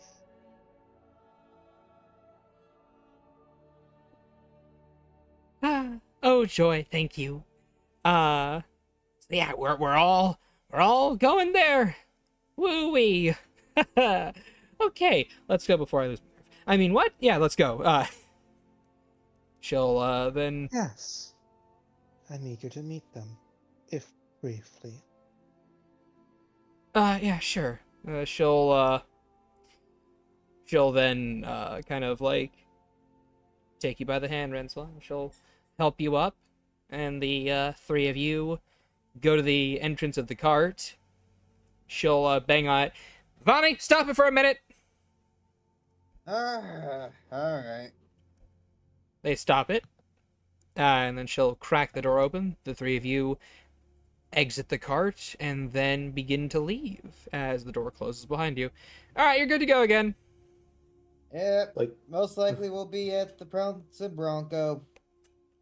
So the bang on the cart kind of gets Soren to jump a little bit. Like he's a mess of nerves right now. Soren will feel a soft hand go on top of his. Well, both of his hands are like folded down at his waist together nervously. So. Yeah, You think he can't climb that? I'll get up in it. No, okay. That's prime cradle material there. Exactly. All right. Yeah, so Yeah, so he's just there, just hands like folded in front, just clenched and just following me at all. All right. If we're not there, just ask the guards where the Bears of Viori are. Oh wait, you're sorry. You related to those guys? Yeah. Oh, they're always good for something. I'll tell you that. She'll then lead the two of you further off into the city as you, Vonnie, continue to make your way towards the prancing bronco. And now, I have a coin flip as to who I will go with first.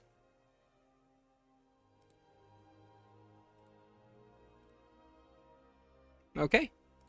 So, Vonnie, you and your group make your way down the roads and winding, constructed places, and eventually find yourselves outside of a tavern, obviously, with what seems to be a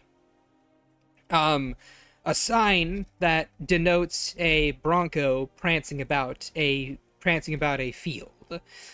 And just inside, you can already hear, Vonnie, the raucous noise of a full mercenary company currently making merry. Alright. Right here. Who wants to break up some merriment?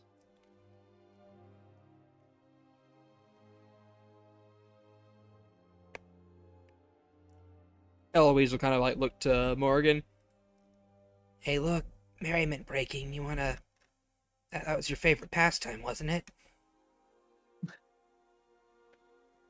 Oh no, I went with them. Yeah, you're still in the cart. Yeah, no, she said it's like still that dull-eyed look. She just turns and rolls over.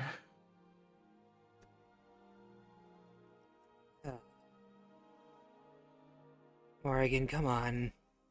She'll like shake you a little bit.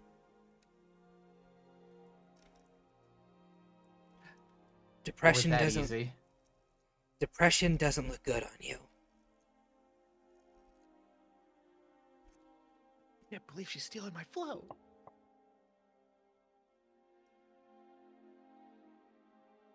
Surprisingly, that does very little to help the situation. As she Yeah.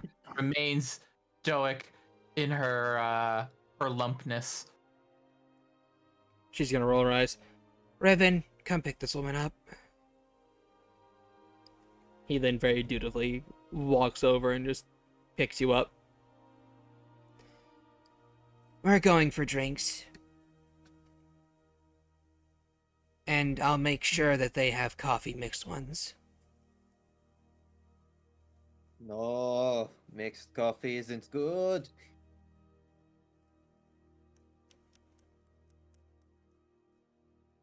Does Morgan have any response? Not anything visible. Okay. Her usual like large braid is mostly undone. So it's just like a tangle of red mostly black hair, kind of covering her sallow green face.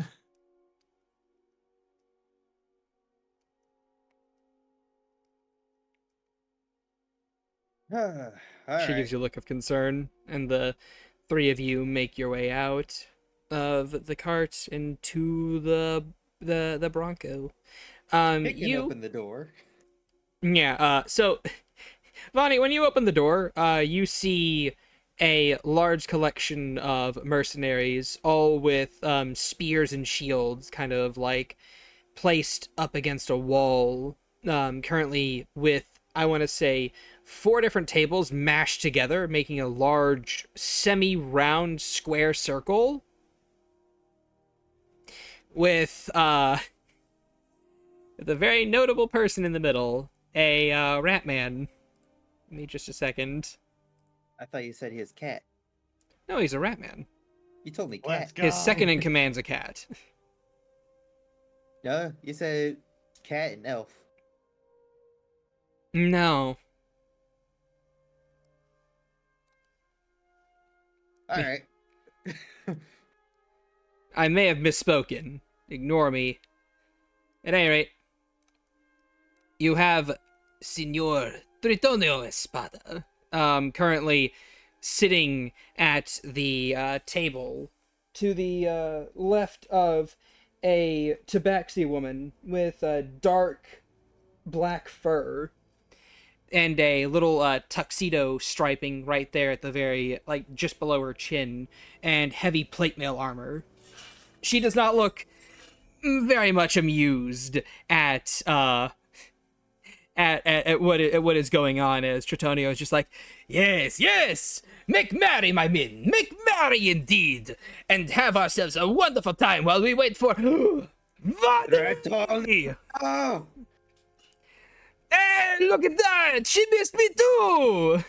Vonnie will begin full speed sprint and using rabbit hop drop kick Tritonio. Well, Okay, make a strength based attack roll that you are proficient in. all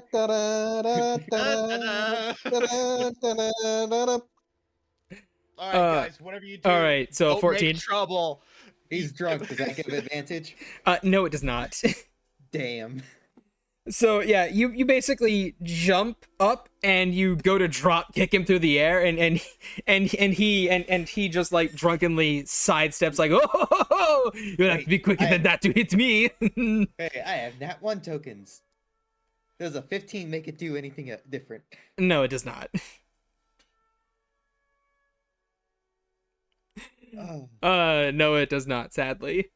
unfortunate. Don't worry.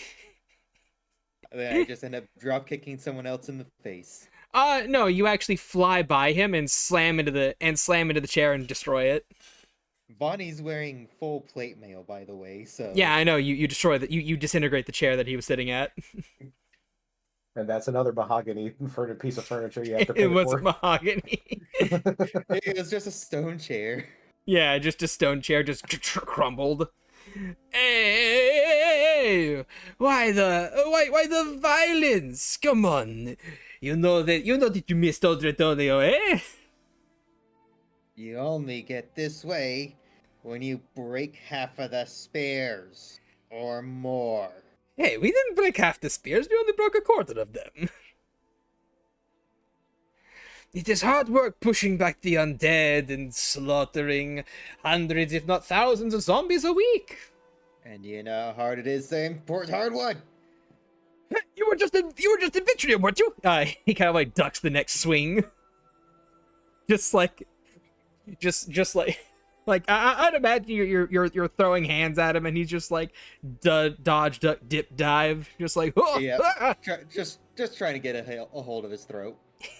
Hey, you don't need to be so violent. I'm not the one who broke them. I told you not to go too far into the offensive. Sometimes we have to push forward if we are to save more people. It was a necessary sacrifice, no? Let's see. What can I do?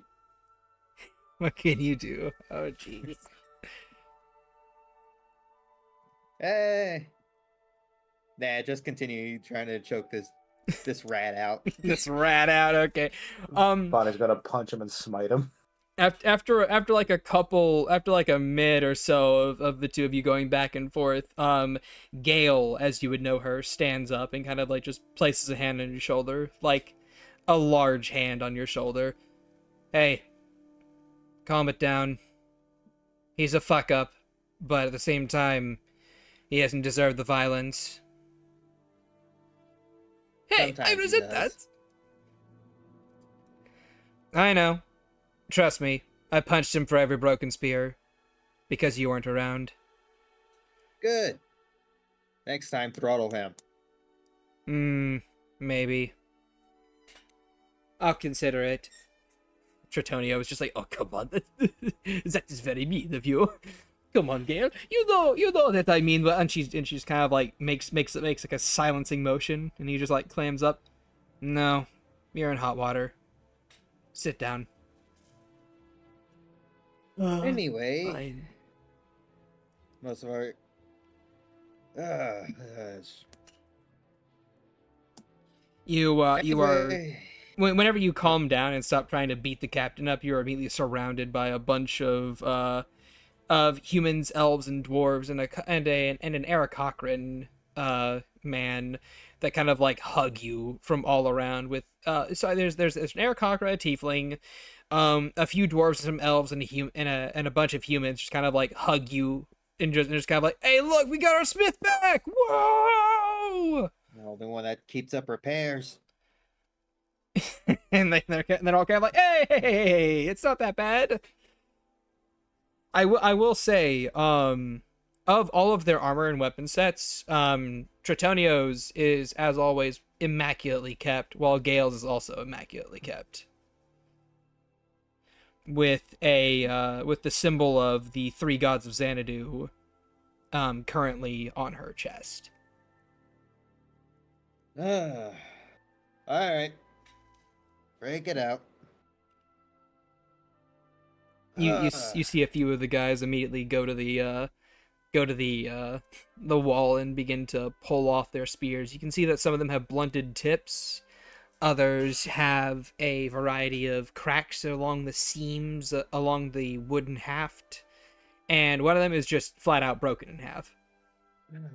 So much work. I'll deal with that when I get the time. Yes, and pray tell, what brought you to this town? And what brought you to this town, eh? What brings you to Tritonio's side? A few errands. Mm-hmm. Some of them involve my brother. Really? Have you not found him yet? Close. I'm currently with the group that he runs with, but things happen. I see that you have a depressed halfling over there. Things happen. Are they in need of more merrymaking? You know that there is no party like a Tritonio party. Some of the pirate crews over in Ember would like to disagree. Oh, they would like to disagree, but they know in their heart of hearts that I am correct. No. Gale rolls her eyes.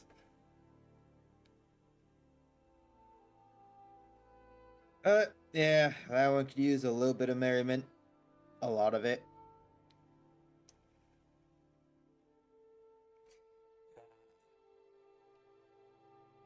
Then I shall, and Gale puts a hand on his shoulder and then sits him back down. I will go. Yeah, but are you sure that I should not be the one to introduce myself to the... No. You're always too rambunctious. Sit here, talk with Vonnie. I'll be back. And you guys will watch as this Tabaxi woman draws herself up to her full height, 6'8" tall, and begins to kind of like heavily step and pad over to where Eloise, Riven, and Morrigan have made their small little patch of land. Morrigan, you kind of see all this happening in the background as Eloise has you sat down at a table and orders a coffee, black, just for you.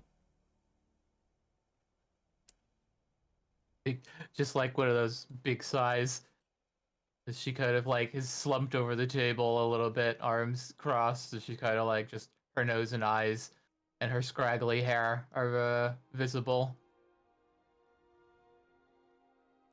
You know, I want to say I'm proud of you for helping out your friend in that manner. You know, sealing his mother into that dagger.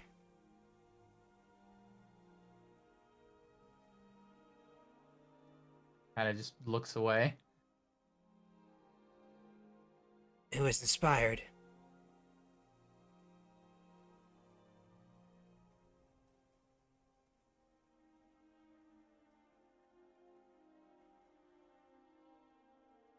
Did you see how he looked at me? How did he look at you?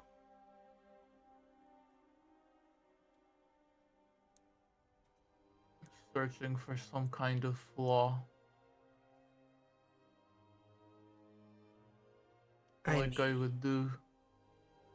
Like I would double cross him again here with his mother in some way. Well, trust is a lot like a piece of paper. You crumble it up a couple times and, well, it's very hard to uncrinkle that. Just snorts.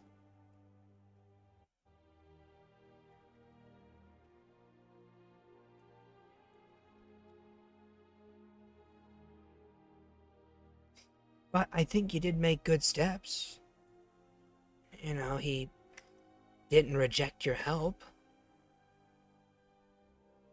And sure, there was scrutiny there, but he saw that you didn't double-cross him.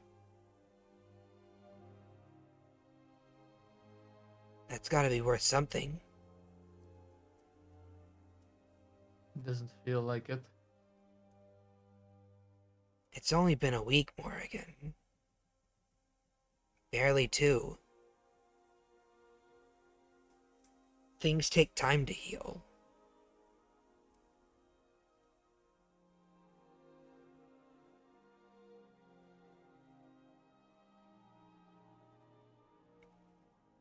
No, And this didn't make any sense. I didn't hurt them. I didn't threaten their lives. Didn't put them in danger. Why would I start now?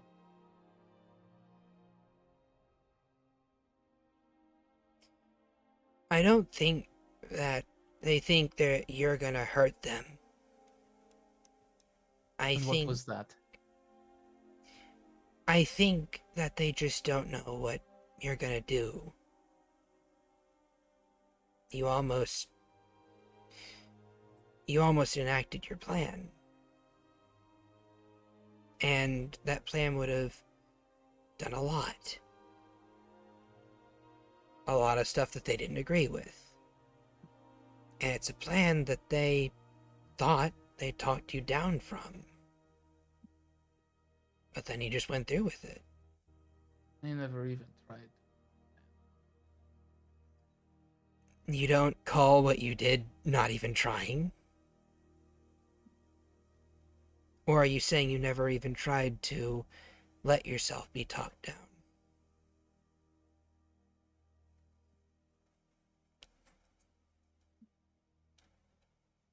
Doesn't respond.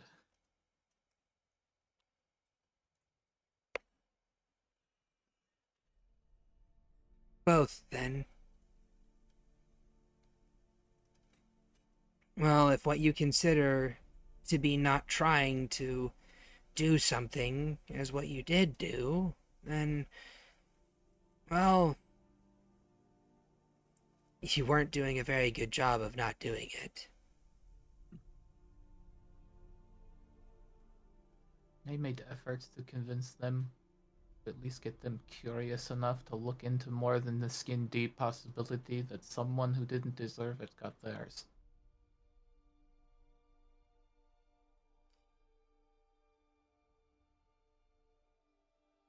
Well, I think that you were talking to the wrong crowd of people. Just sinks into her arms. I think you and I were both so used to the way this country operates, with hatred, and anger, and vengeance, and fear and paranoia, that we weren't really used to how other countries and their people see the world and operate.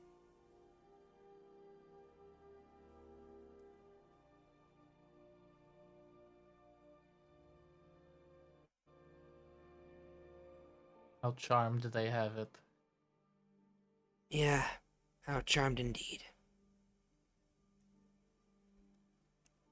But just because we lived in a world of fear and paranoia does not mean that we can't outgrow that. I did it, and I think that you can too. High and mighty again. I'm not trying to be. I'm trying to speak from experience. Yes, you've seen so much.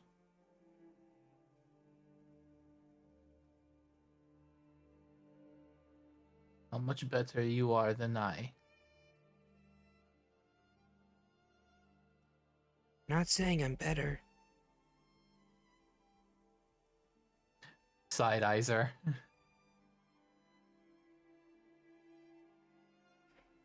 I've never once said that I'm better than you because I forgave those that hurt us. Or at least one of them.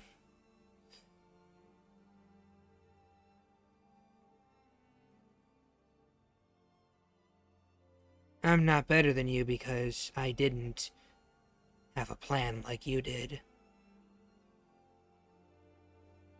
I'm just different. One sec. Okay. I'm just built different. Stop it.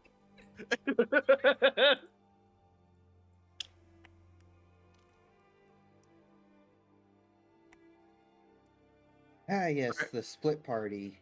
What's Sorry gonna about happen? that. Where were we? She's saying I'm not better, I'm just different. Just snorts at that. Yes. The witch with a virtuous anchor who overcame all adversity to be a better person. Come to lecture me on my woes and failures are certainly on equal footing to me.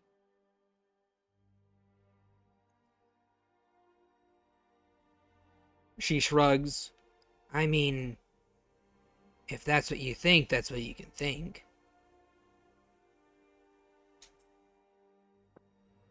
Doesn't mean you're right. Recall a time I have been right in all of this. Why should I start now?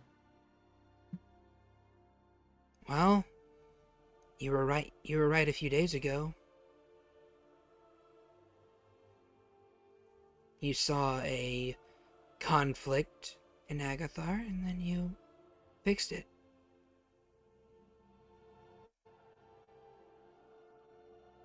You did that. Wasn't something that I did. Wasn't something that anyone else was really offering. You did that. You built them that home. You let them see a part of you that was not what you wanted them to see, I don't think. And they're a little bit scared of that. But that doesn't mean that they're going to just throw you out. They haven't. They refuse to. They want you to be better. Soren, maybe. No. I think the others do as well. Or were you not listening to what they said when you apologized?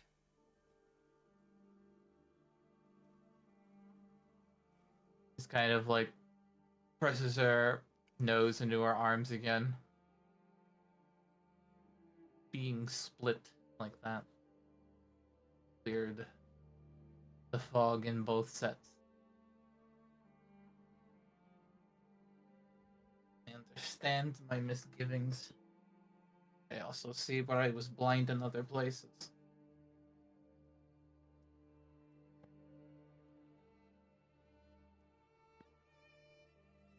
I don't even know anymore. Or if I ever knew.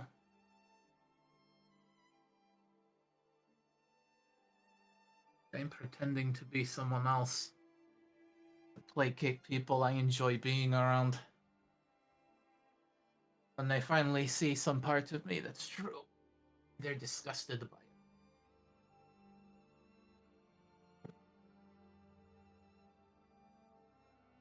I don't think they were disgusted by it.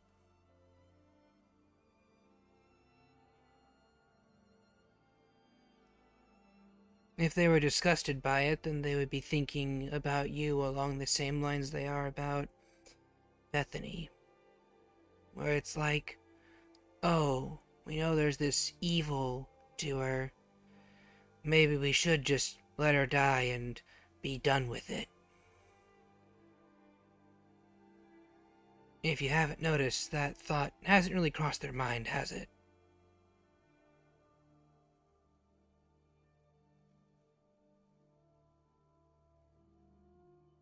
Try to side eyes her again. Lucid in both bodies. Only person who lifted a finger to try and say anything to pause me. Soren. I was more than happy to try and pry my head from my shoulders. I don't recall feeling any emotion out of Joao when she spoke to me at the other place. Speak up a little bit. Yeah, I'm trying. What did you miss? No, just continue from there with speaking up stuff. Empty eyes and hollow tone. I have no idea what she was feeling or why she let me go. Didn't feel like she did that for my sake or hers. And I don't know how to feel about it.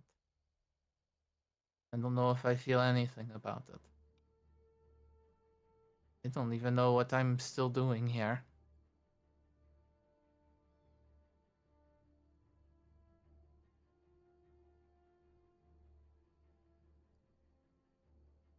Are you talking about Rinsois? I am.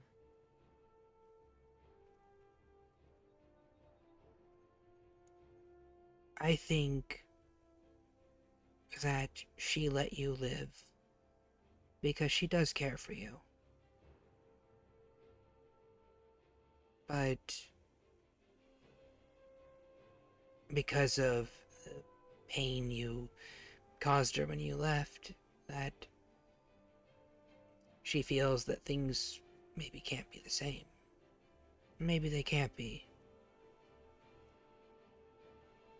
But, I mean, maybe you're sticking around because you hope that they could be. Maybe you're sticking around because you want that past, that future, where maybe you didn't do what you did. Maybe I'm sticking around because I can't physically leave. And I've nowhere to go.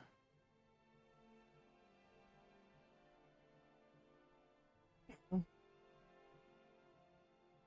cuffs aren't on you now.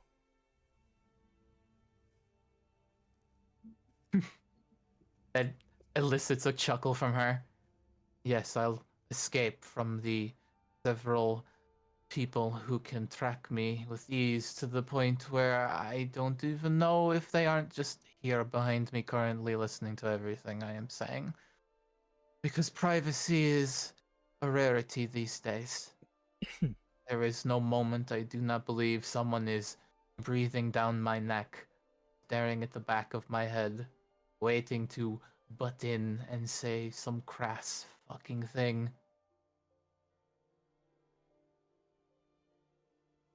Well, who would you be referring to? That rat, maybe? The kobold? Somewhere in that forest? the numerous other archmages that seem to have their hands fist deep in all of us for some fucking reason.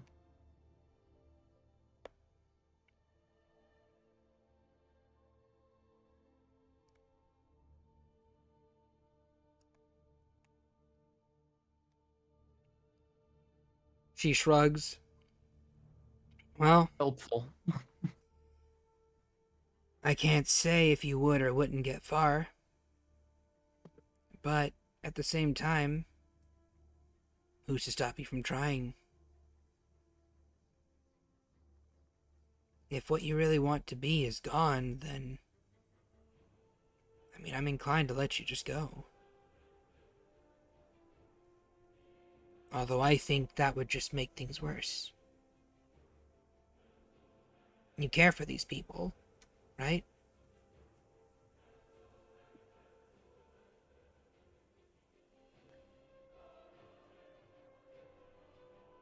Doesn't respond. Just stares at the quickly cooling coffee on the table. I'm gonna assume that that's a yes. I don't know.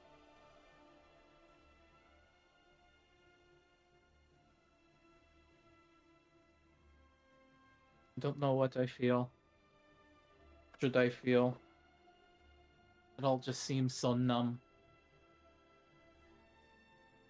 Well, you were going through emotional whiplash there.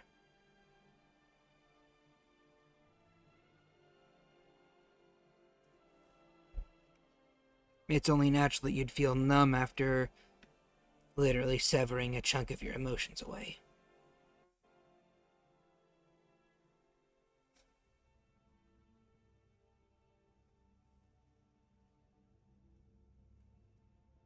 You still feel that anger, right?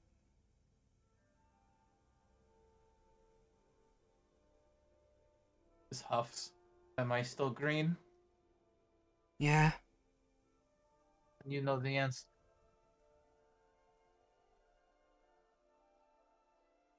Have you ever considered letting it go?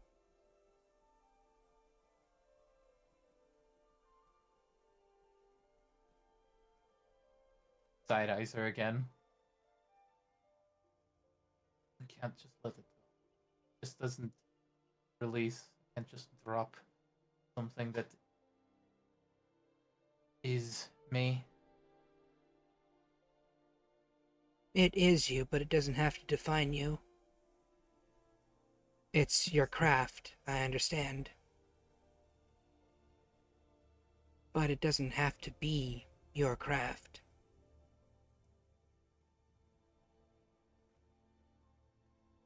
Just eyes her again. Oh, so have you been switching colors as of late?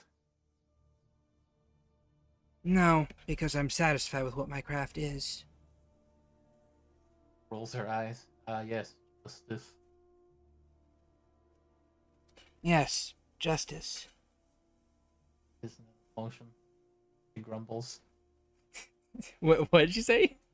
That isn't an emotion, she grumbles. No, may not be. But it's a craft that I discovered. You're making up your own kind of witchcraft now. No, not making it up. More like reviving one that used to be dead.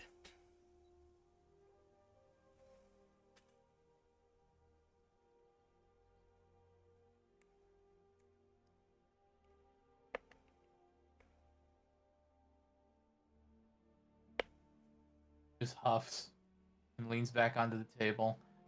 I need to go for a bit. I'll turn the phone on in the car. All right.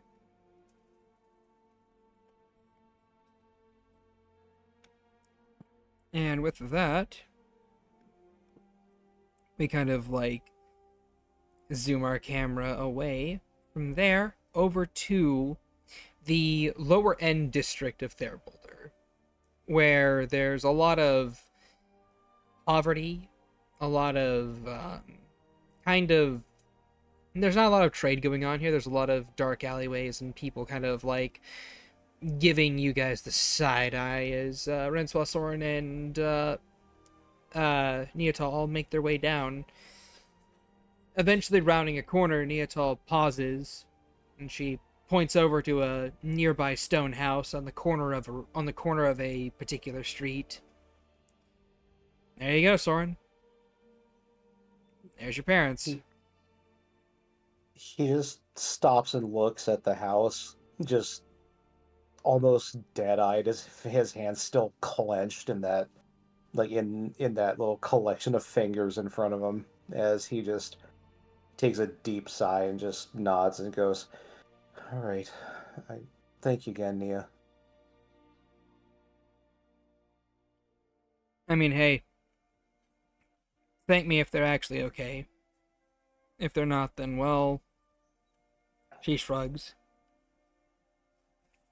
Well, how long has it been, you said? 2 years? Yep, just about. Well, you and I have known each other for, gosh, like 5, 6 months now, Yep. and a lot's changed between us, so maybe a lot's changed for them too, but I'm speculating out of hope. Yeah, well, I'm not sticking around for this one. Renswa, Okay. you want to go, or do you want to walk up with him? I mean, it won't hurt to stop in and say hello. Ha ha ha. It'll hurt me it'll hurt me, so I'm just gonna kind of stand back here. You guys can go ahead. Sorry, did you say no? Eh,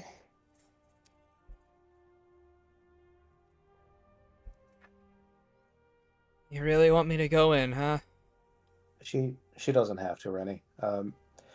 It's been 2 years. I want to get an idea of how things are going with them right now before I call her in. Okay? Let me talk to them first, at least. He Fine. looks nervous. You were trying to say shy? She just crossed her arms and said, "Fine." Okay. I guess I'll stick around here and wait. Good luck, bro. Hi. Good luck. God, I've been wanting this for so long, and after learning what I know about them now, I just don't know what to expect.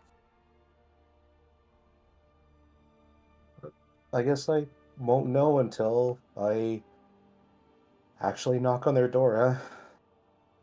I'm babbling. I'm just gonna go. All right. Onward you walk. And he just goes, "No more delaying. Just get it done. You gotta do this, and you know it. All right." And he starts walking towards the door. All right. Allow me to get music. And roll initiative. No. Like 5 minutes later, Neatal sees Soren walking back with the 2 heads. Like, "Hey, is this them?" Yeah. Oh my So I found some God. strangers in our house. I was gonna say, I'm like, there's no rolling initiative unless they start some shit. Exactly. There's no rolling initiative unless they start shit, then they get fucked. They're not even gonna be a chance to grab that dice. Just Renswa lens flare. More food for the fungus. I mean, yeah. The weapon that Renswa got is pretty good. All right. Did you DM them the stats? There's a reason why she's like, yeah, let's go see them. Okay. Malicious intent. Okay. So yeah, Soren, you make your way forward, and with each step of your feet, you feel that knot in your chest begin to grow. Are they going to recognize you? Are they going to remember you? Are they going to care about you?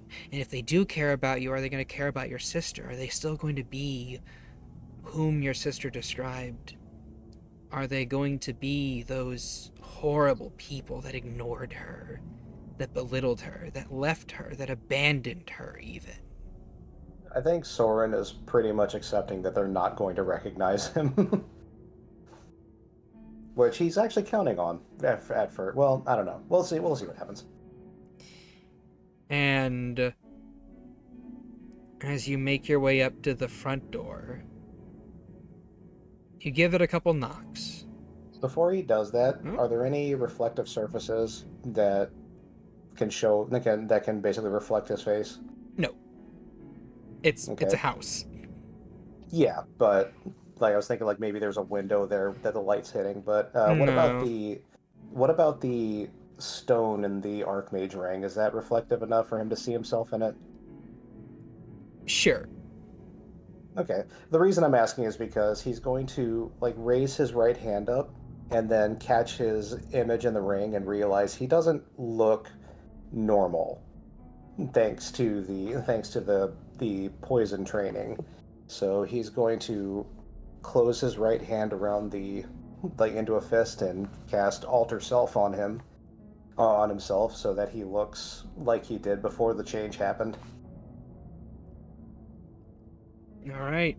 You feel your body shift and ripple, and whenever you open your eyes again, they're back to those normal green eyes you had before. And you see all those black veins begin to recede and disappear. And even your smile is back to normal. No more snick fangs.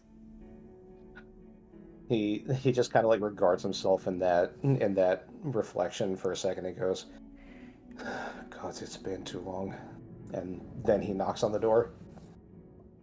You feel both Migi and Hidari kind of like give you side hugs from both sides. You got this, Soren. Yeah, man, like totally. I hope you're right. The first knock does not provide an answer, but after a moment or two, you hear the shifting of wood across the stone as the door is opened. And a older-looking, gray-furred rabbit folk woman is standing there before you. She's wearing a pair of horn-rimmed glasses, has a lot more gray to her fur than normal, a long braid that kind of like goes down to her back, and has a fairly short stature to her. She comes out to be about 4'6" tall. And it's one of those things where when you see her, you recognize parts of yourself and your sister in her. You recognize the length of her ears. You recognize the pink on her nose, the color of her eyes,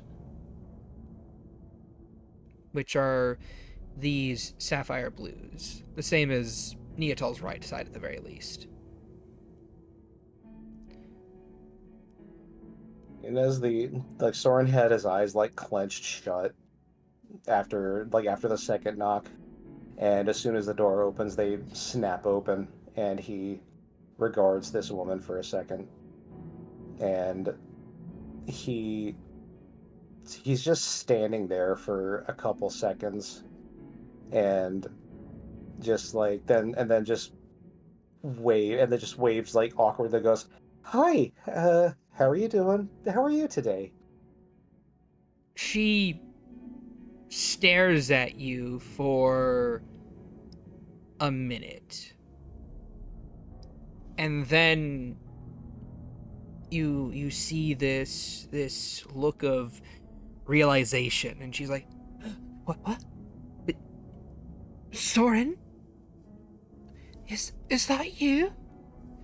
And she kind of reaches upwards and softly, like, caresses your face,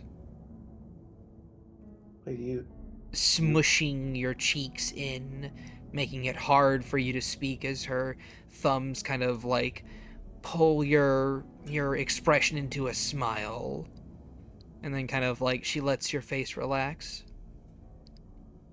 and as she lets go, his smile just goes back down to the dumbfounded look he had. It's really. And her eyes roll into the back of her head as she falls backwards and faints. And Soren's gonna run forward to try and grab her and hold and prevent her from hitting the head. Right. I'll say because of the shock of it. Go ahead and give yourself a dex save. Okay. Congrats, you killed your mother. Yeah, no. You catch her as she falls, and just barely manage to keep her from hitting her head on the ground. You kind of like hold her there for a little bit. Yeah, he's immediately gonna pick her up and walk inside with her and try to set her down on a chair or something. And he's easily done. But as you kind of like step inside, you see a much older, taller, broad-shouldered rabbit folk man kind of like walk in with those green eyes of yours, and kind of like the same rough build that you have. He looks like someone who's been working hard labor for most of his life. And he comes in with a gentle and easy smile to him. One that you, Agathar, would recognize very well as being very close to Soren's. Mhm. And he says, "Oi, hun, what, who's out the door? And, oi, you, what are you doing with me wife?" He says, she's passed out. She's passed out. It's, can you help me get her in? You see that he was reaching for a large warhammer along the wall just above the fireplace mantle, and he pauses, and he's like, fainted, eh? Then he kind of, like, pauses and narrows his eyes. Don't I know you? But you don't recognize me here. Is there a place I could set her? He looks between you and his wife, and then he's like, "Soren? By the gods, is that you?" And he quickly rushes over to kind of like help you take her and gently fold her into a comfortable sofa chair. Walking inside this house, you see that there are 2 comfy sofa chairs, a table with a few wooden chairs around them, and what looks to be dinner kind of like in the preparation phase, so to speak. Above what would look to be a fireplace is a large warhammer that looks like it's been used a few times, and a few other hallways leading further into the house, but it's a small, quaint little shack. As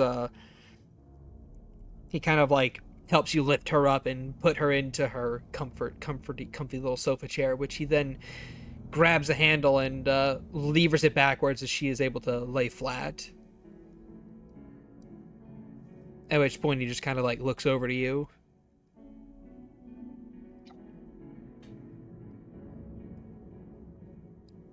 And then Soren just looks at him and says, "Well, I can't say I was expecting this to go this way."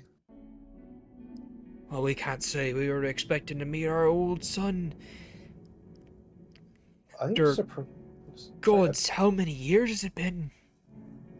26, 25, about 26. I'm surprised you actually recognized me. Of course I would, lad. Why wouldn't I recognize my own son, huh? Well, because I You was... got your mother's You got your mother's eyes. Well, no, sorry. Sorry, you got your mother's ears. And her little nose. You just sized up. Gosh, you're just so big now. Hi. It's been a while, but the last time you saw me, I was not even a year old, right? Man. No, you were roughly, 3 to 5. Really? I thought...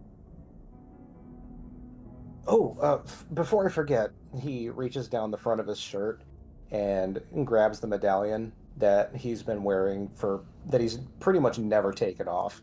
And he takes it out from around his neck and just, like, hands it to him. He says, "Your name is Tark, right?" Aye, of course it is. Well, you left this at the compound when you were exiled. You foster dad Don't Eben. go talking about that compound anymore. Well, this at least belongs to you, right? Me foster father Eben gave it to me. Foster father who? Eben. Uh, I thought I did send those names to you, right? I do not believe you have. Or if you did, it's been a Oh. while. A long while. It was a while. Hold on. Almost like it's been several years. Yeah.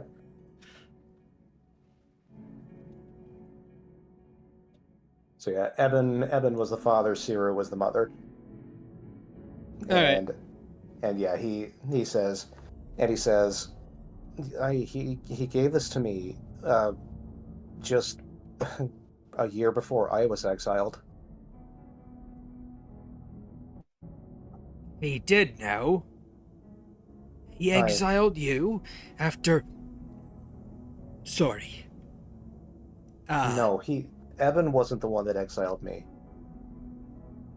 But he was my foster father for the longest time, ever since you and Mom got exiled. Really They now? They took really good care of me. Oh, that's a blessing at least. And who did the exiling of you? Santak.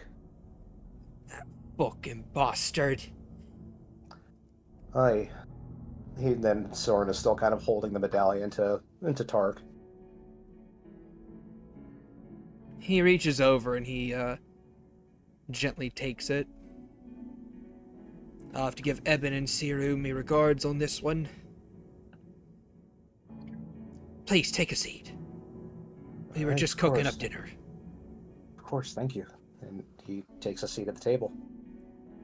And he'll, make his way back into the kitchen and pull out a, large pot of soup that was being cooked. He moves it over to the countertop and shakily sets it down and starts to divvy out 3 bowls, some spoons, and begins to slowly spoon them full.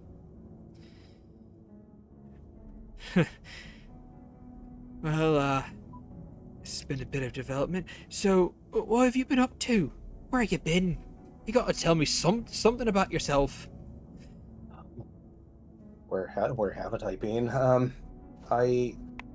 Once I was exiled, I thought that the closest country we were in was Vitrium, so that's where I headed in to just make me living, and I tried as much as I could. But right after getting exiled, was Santak the one that exiled you too? Aye, he was. And, I'd refrain from mentioning that name around your mother. I think I already know why, but did he give you a reason? And did he ever, mention why he banished you? No. He merely said that his obligations were complete and I was an adult, and that was that. I was gone. His obligations, eh? I was wondering if I was actually kind of hoping to get any information because to this day, I don't even know if I did anything. I No, keep no, thinking I you didn't didn't. do nothing, lad. Nobody did Hmm. anything to that man but what he did to others. I think I already know what he did to Mom. And how do you know that? Well, that brings me to another uncomfortable subject that I feel I need to broach with you. I've met Miss Sister. You met Agathars? I did. He just kind of looks sternly at Tark. Tell me, how's she doing? She's doing fine. She's strong. She's making her own way. She's found a family of her own, and she's doing Oh, okay. that's a good thing. That's a good thing. From what I understand, things weren't too smooth No, here. no, they weren't. After, we left the compound, well, your mum had your sister shortly afterwards. And, that's something that she would probably do a bit better at explaining. Well, I don't think she needs to explain it. I think I know exactly what he did, and now I have two reasons to go back to that damn encampment to pay him a visit. Exile be damned.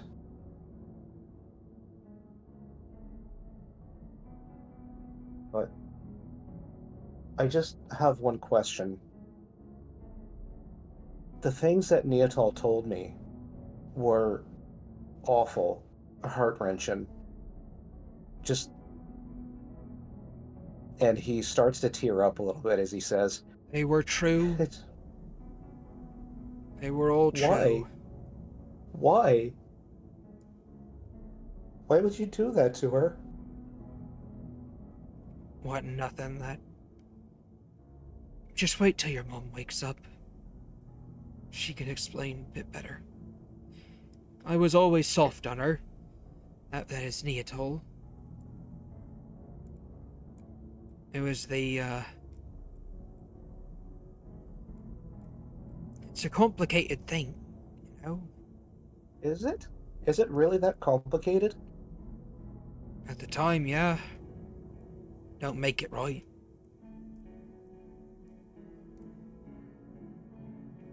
Well, I suppose I'll have to hear it from her then, because Just I've... eat your soup, kid. Just eat your soup, and we'll talk more when she wakes up. Alright, well... I want you to know we're not bad people. I regret what we did. Your mum does too.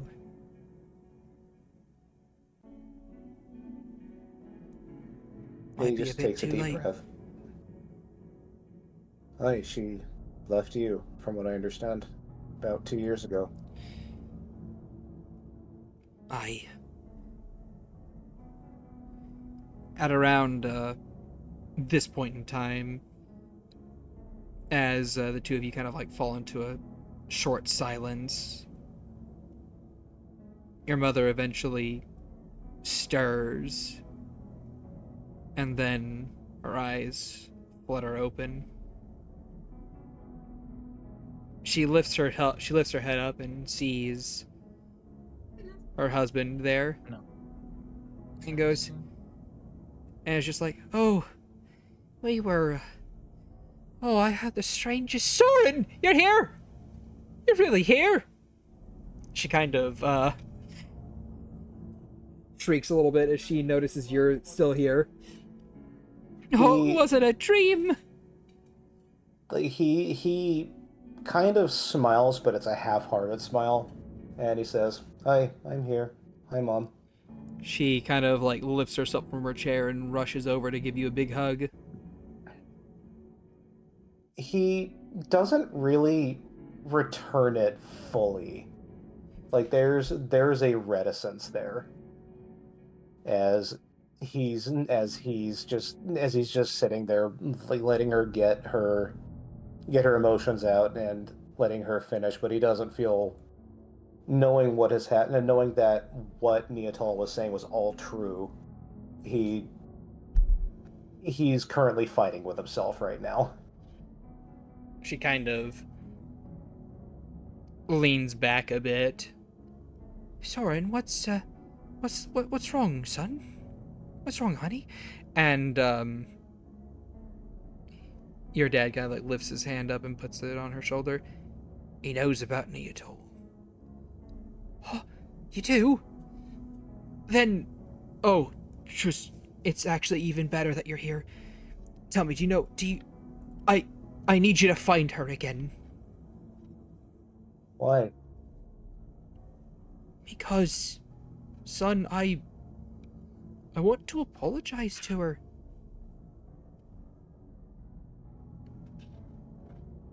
He basically just says, I think first what you need to do is sit down and explain things to me. Tell me what happened and why.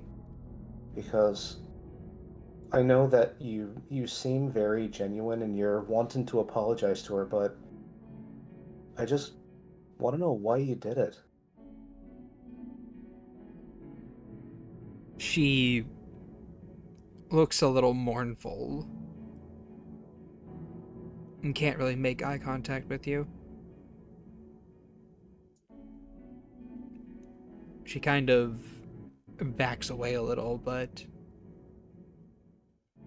your dad kind of like just puts his hands on her shoulders and gives them a soft squeeze. She looks up to him and he gives her a small nod, being a reassuring husband. She then clears her throat. Well,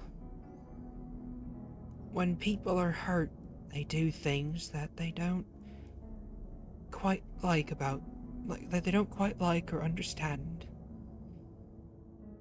And I was hurt by a man whose name I shall not speak. Don't worry, Mom, you don't need to. I already know. Then you would know that she's the spitting image of him. He looks down at his soup and just kind of shakes his head and goes, "Aye, she really is." Ain't no excuse for what I did. But she was there. Every day, every night. Always looking up at me. And as she got older, it just got worse. She looked more like him every day. I couldn't stand it. I didn't want it.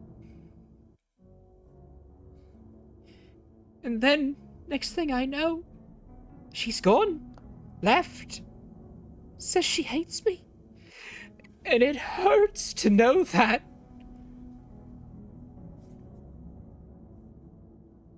She was just a child. Innocent. And yet I put that on her. Put that evil on her. And she ain't deserved none of that. I've been wanting to get back in contact with her, but I never knew how. I've been wanting to say I'm sorry. For at least the past year. Won't ever fix what I did, how I treated her. Won't ever fix nothing like that. But maybe I could try. I could try to be better. And she's welling up and having tears start to flow down her cheeks as her husband kind of leans down and gives her a hug from behind. And Soren, sorry. Just pulling her up and slowly moving to a seat to have her in his lap. And Soren will stand up and like just give her a light hug before sitting back down, and he'll say, "Well, at least you understand. At least you know that what you did to her wasn't fair, and you want to make amends. And that's good. Honestly, that was what I was wanting to hear. But one thing I must tell you, Mom, is that after you've treated her like that for so long, the rift may be so big that there ain't no repairing it. I know. That I know more than you. I know how I treated her. How I treated my daughter. Well, I am still in contact with her. I can let her know what you've said. You can. You are. I, And that's however, good. Just. She'll pause when you're like, however. he kind of just like holds up his hand and says, however, I can't guarantee that she'll want to come back. After what she's told me, after the stories she's given me about how she was treated here, I can say that you want to. I can tell her the truth that you want to apologize, that you want to try to make it right, even though I don't think you ever will, not fully. But there's a chance she won't want to come back no matter what, and I ain't gonna force her to do it. I can't. I can't force her to do that. Wouldn't dream of asking you to. I just. So long as she knows that we want to be better. That we want to be the family that she should have had all those years. As long as she knows that, I can rest easy even if I never see her face again. Right. Oh, how long has it been since he cast Alter Self on himself? It hasn't been an hour yet. Okay. He's going to remember, like, he's going to look down into the bowl and probably see his reflection and go, oh, right, I should probably drop the guys. This face you see on me, it ain't me true face. I've gone through some changes.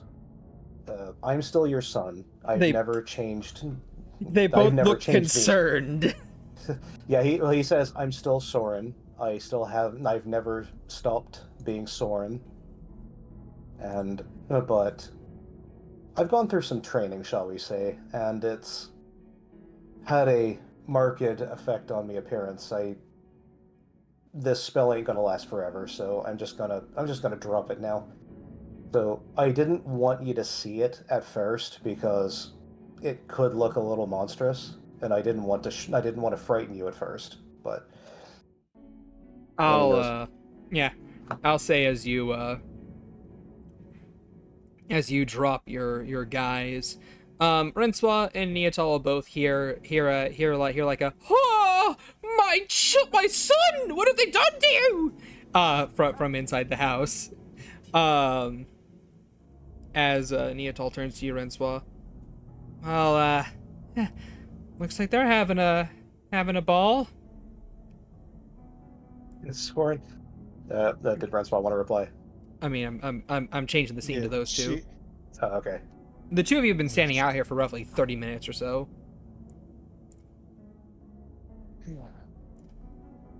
Well, he's not yelling, and they're not screaming bloody murder, so I'll take that as a good sign, I guess. She kind of grins, kind of slyly, though at the one outburst. Though I will take it that he dropped his little disguise.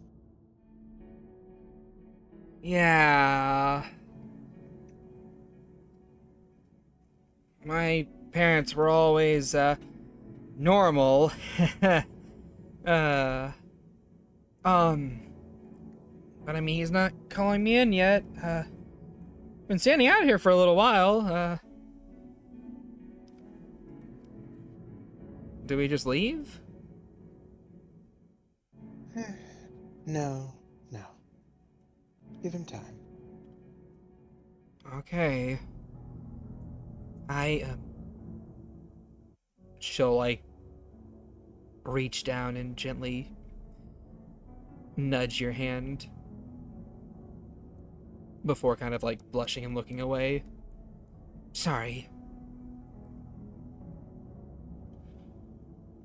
For what? I, can I hold your hand?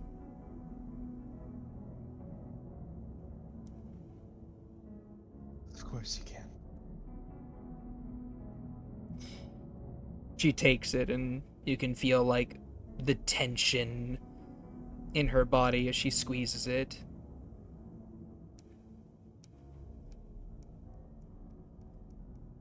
She doesn't have a lot of strength to her grip, but there's still that sense of fear and trepidation.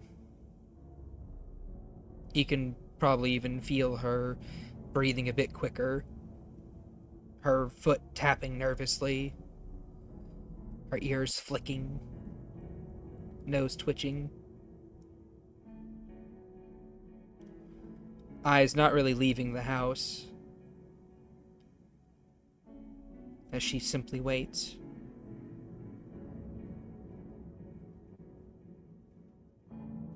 If you have any commentary you'd like to make, or something you'd like to say, you may do so now. None. None? How are you feeling? Oh. Nervous? Anxious? Fearful? Angry? A lot of things. Fair enough.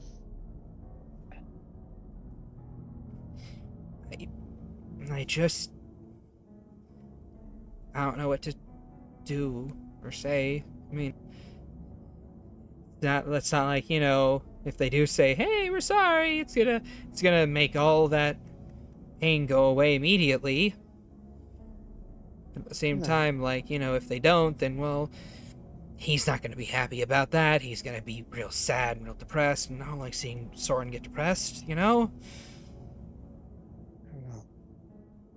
Maybe when I punch their teeth out, it'll make you feel better. I think you might punch them too hard.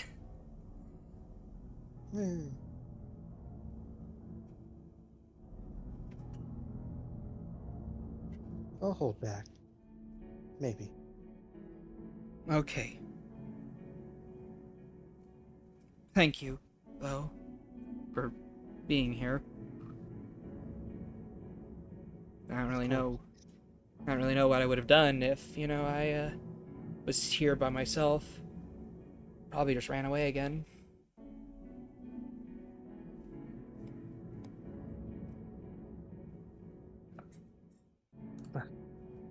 We can't have that.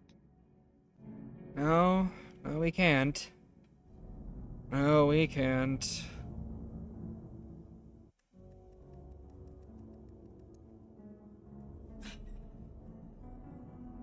She's still fidgeting this whole time.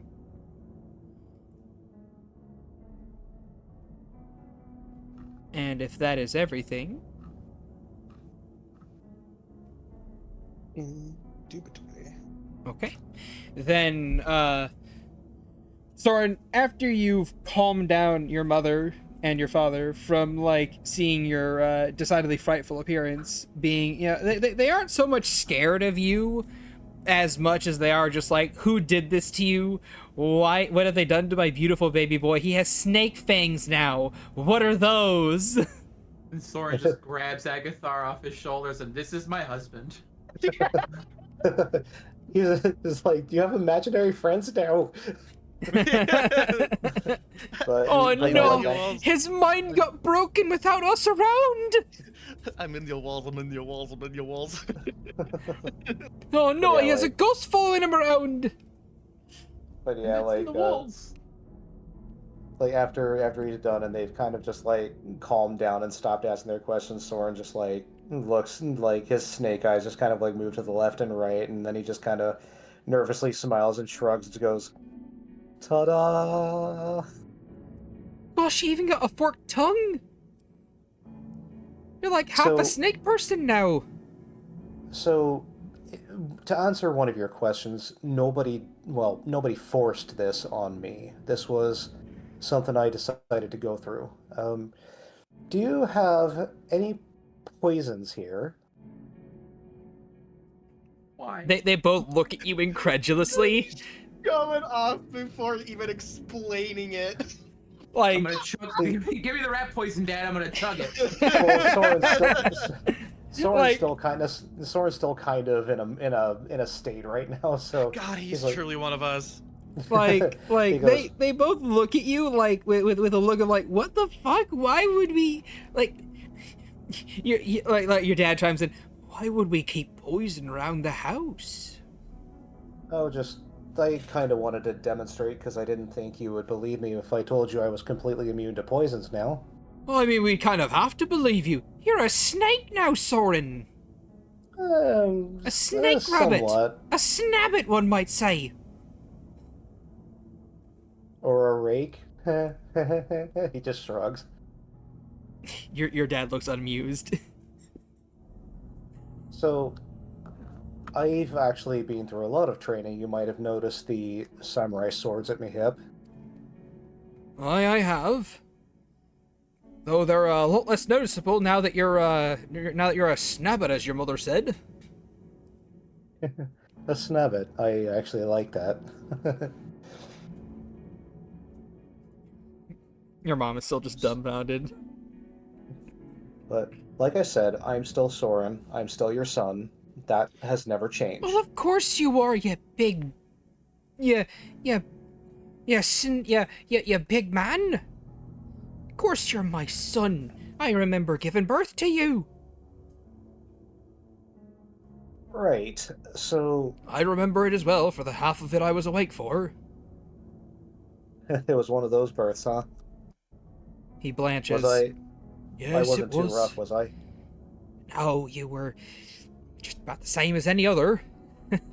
You were me first. Yeah, no, this is, I've had to change to get stronger as I've traveled through Mir. And it's been a trip. I've got some stories to tell you. Let me just say that much. I'll tell you that for free. Oh, I can imagine so. You don't become a half snake, half rabbit for nothing.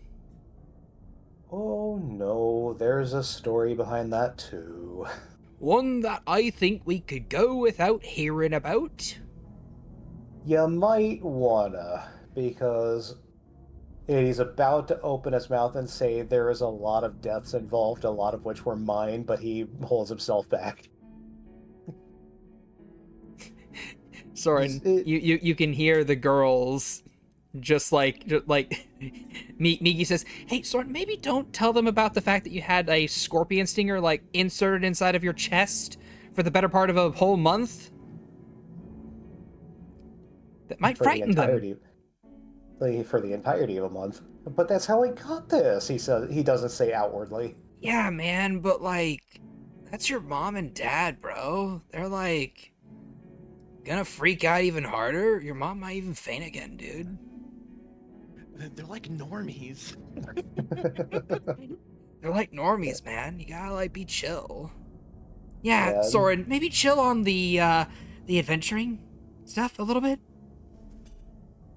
he responds inwardly and says, "Oh, yeah, that's probably a good idea." And then he looks back at his mom and says, "So I would have kept the guys going if I knew I was going to be here for another." And he checks the time, like probably 30, 20 minutes, 10 minutes.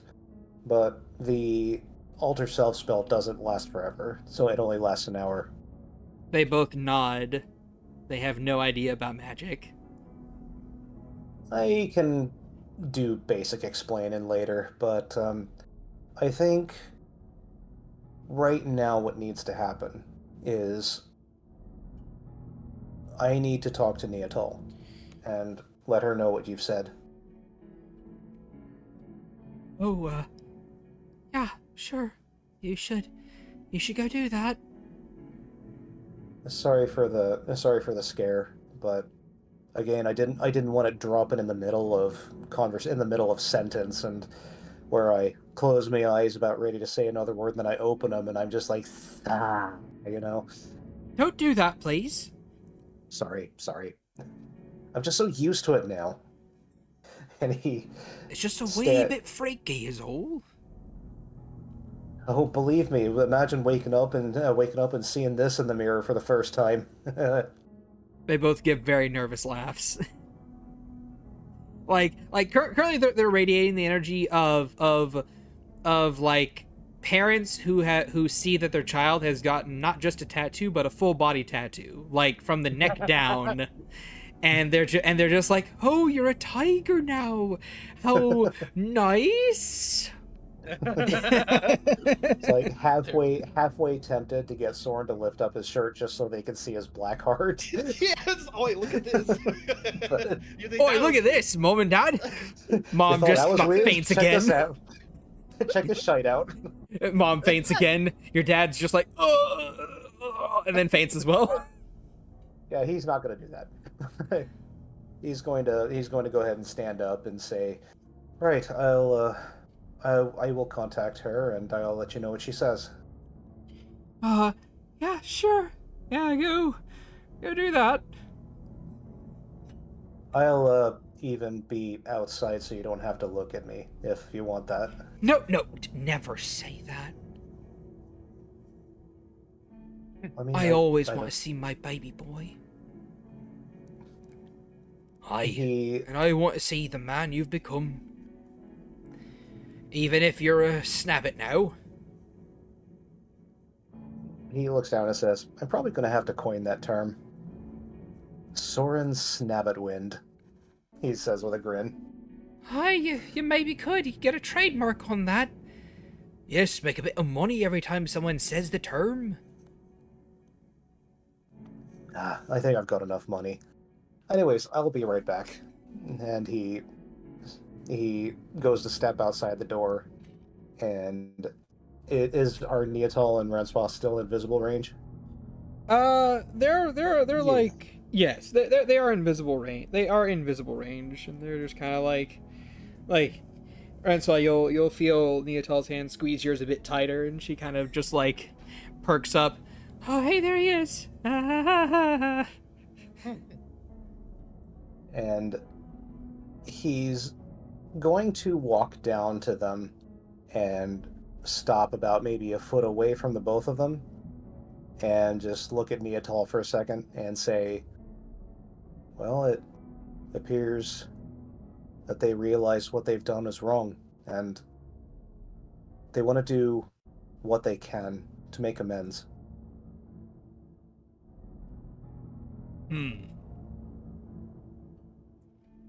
Give me a second. And believe me, I've already let them know and stressed to them that even though they are sorry and want to apologize to you, that don't mean you'll want to come back. And I told them I ain't gonna force you to do it. Okay. I am going to do a roll for this woman. Okay? Okay. The roll has been made. you see her kind of go through a range of emotions. From excitement to weariness to melancholy to anger and frustration down to hopefulness. And she tries to bite back that excitement she has and try and suffocate it with harsh reality. But Swell's gonna reach up and put a hand on her shoulder. okay. She looks over to you. Huh? Yeah? I can see the wheels turning. Huh. They are, right? Yes. Oh, what do you I've been think I seeing too, should... sis. What do you think I should do, Francois?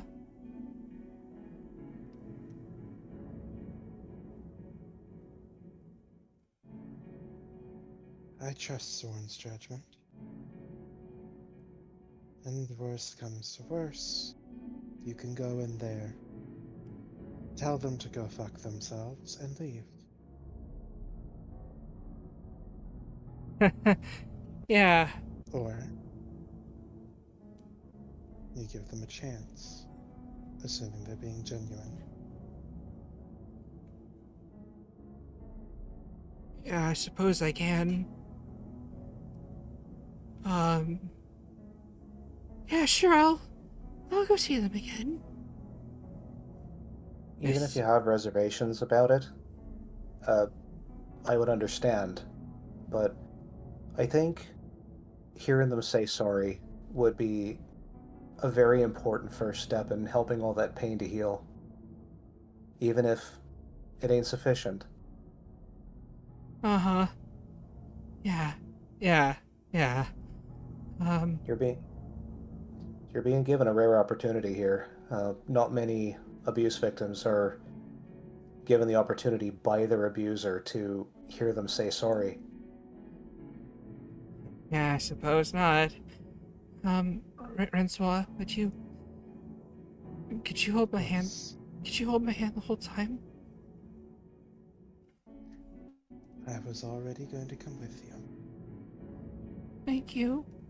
Soren gets on her other side and takes her other hand and says, "I'm here for you too, sis." I mean, you're the one who set all this up, bro. But okay. What'd she say? Sorry. You're the one who set all this up, bro. And then she kind of like gave a nervous laugh, like, yeah. Also here, but I don't have anything to touch. Yeah, there's the voice again. Oh, sorry. Agathars here in spirit. Oh, that's weird. So yeah, sure. I'm gonna say hi to Mom and Dad and hear them apologize, and we'll see what happens from there. And I mean, don't do it for me. Do it for yourself. At least the hearing them apologize part. yeah, sure. The three of you And then kind of wait there for about a half a minute. She's not moving any closer. Soren looks over to Francois and just kind of like gestures towards the door, and he takes a slow, tentative step.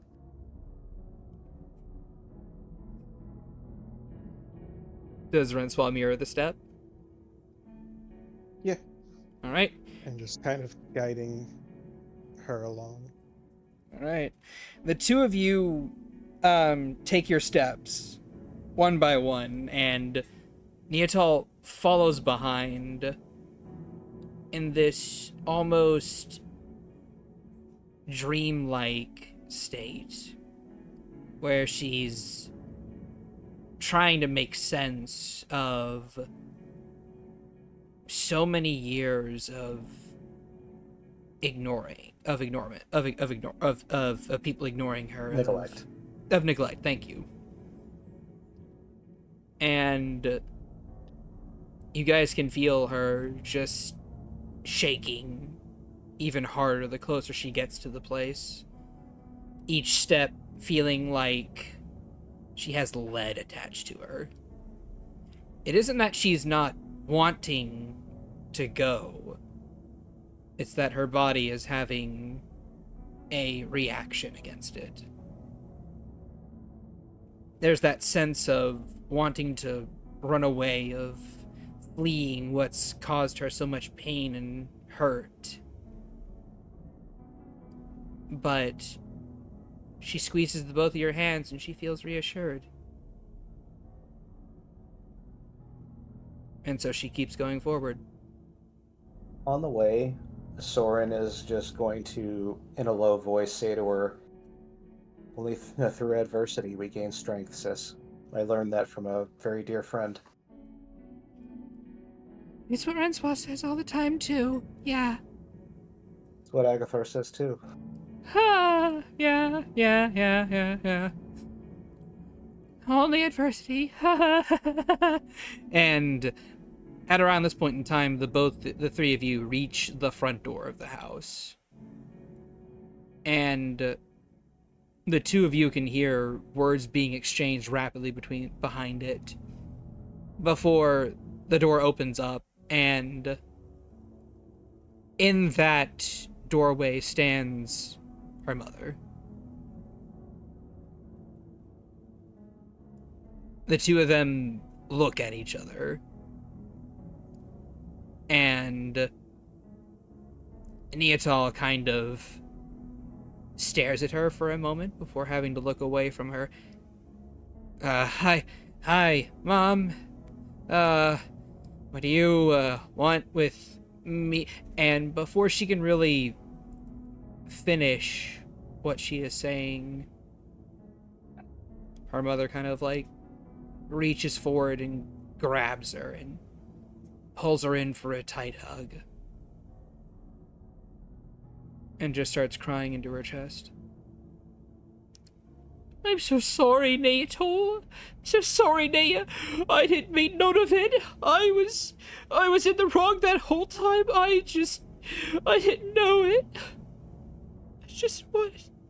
I don't even know what I wanted anymore. What I know now is I want you. I want you and your brother in my life. I want you both in my life so bad. I just want you both to be happy. And I want to be happy with my children. My son and my daughter. And Neatal doesn't really quite know how to react. But you guys can see the tears begin to flow forth from her. As she just slowly lets go of the both of you and hugs her mom back.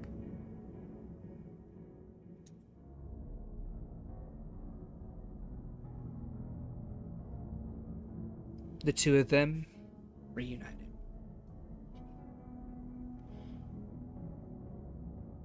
And that is where we're going to end tonight's session. What? Ending on a happy note? Well, that's a first. Well, he's got to set us up. He's got to set us up for the fall. Yeah, exactly. Exactly. Expectations shattered. Expectations shattered. Shattered. I gotta give you guys good stuff every now and then. Jeez, it can't all be the whipping cane. Yeah, you gotta give it a break before you start again. It gets warm and starts to bend. Exactly. Half of the fun is tearing off the scab. God. Holy shit. Remember, kids, you catch more flies with honey than a stick, but you catch even more with shit. Hell yeah. So, thank you guys for playing, and thank you guys for watching. We're going to go into the post stream now, and if you want to catch us live, you can do so at twitch.tv/thedeathlyshad, or just Deathly Shad. There is no the. Ugh. Every Tuesday at 5:30 p.m. CST. And remember that you know, if you catch us live, you can do so for the pre-stream and post-stream. I hope you guys enjoyed today's session. Everyone, does everyone have favorite parts for today's session? Oh no, wait, I'm sorry. That's a post-stream exclusive. That's a post-stream exclusive. Give it a step. Oh no, you brought the YouTubers into it. Yeah. Anyway, and now we all begin to sign off for our post stream. Agathars, say goodbye to the people. I am in your walls. Morgan, say goodbye to the people. I'm under your floorboards. Francois, say goodbye to the people. I am rapidly approaching your location. Soren, say goodbye to the people. And I am in your hearts. And Vani, say goodbye to the people. That seems about right. No! Right behind you. They're muted! Wow. Ah! Muted. At any rate, and from all of us, all of you, have a wonderful day. Remember to like, subscribe, so on and so forth, and bye. Wait, Bonnie's here? Wait, huh? I forgot I was muted. Vani, say goodbye to the people. Too late. Eh. Okay.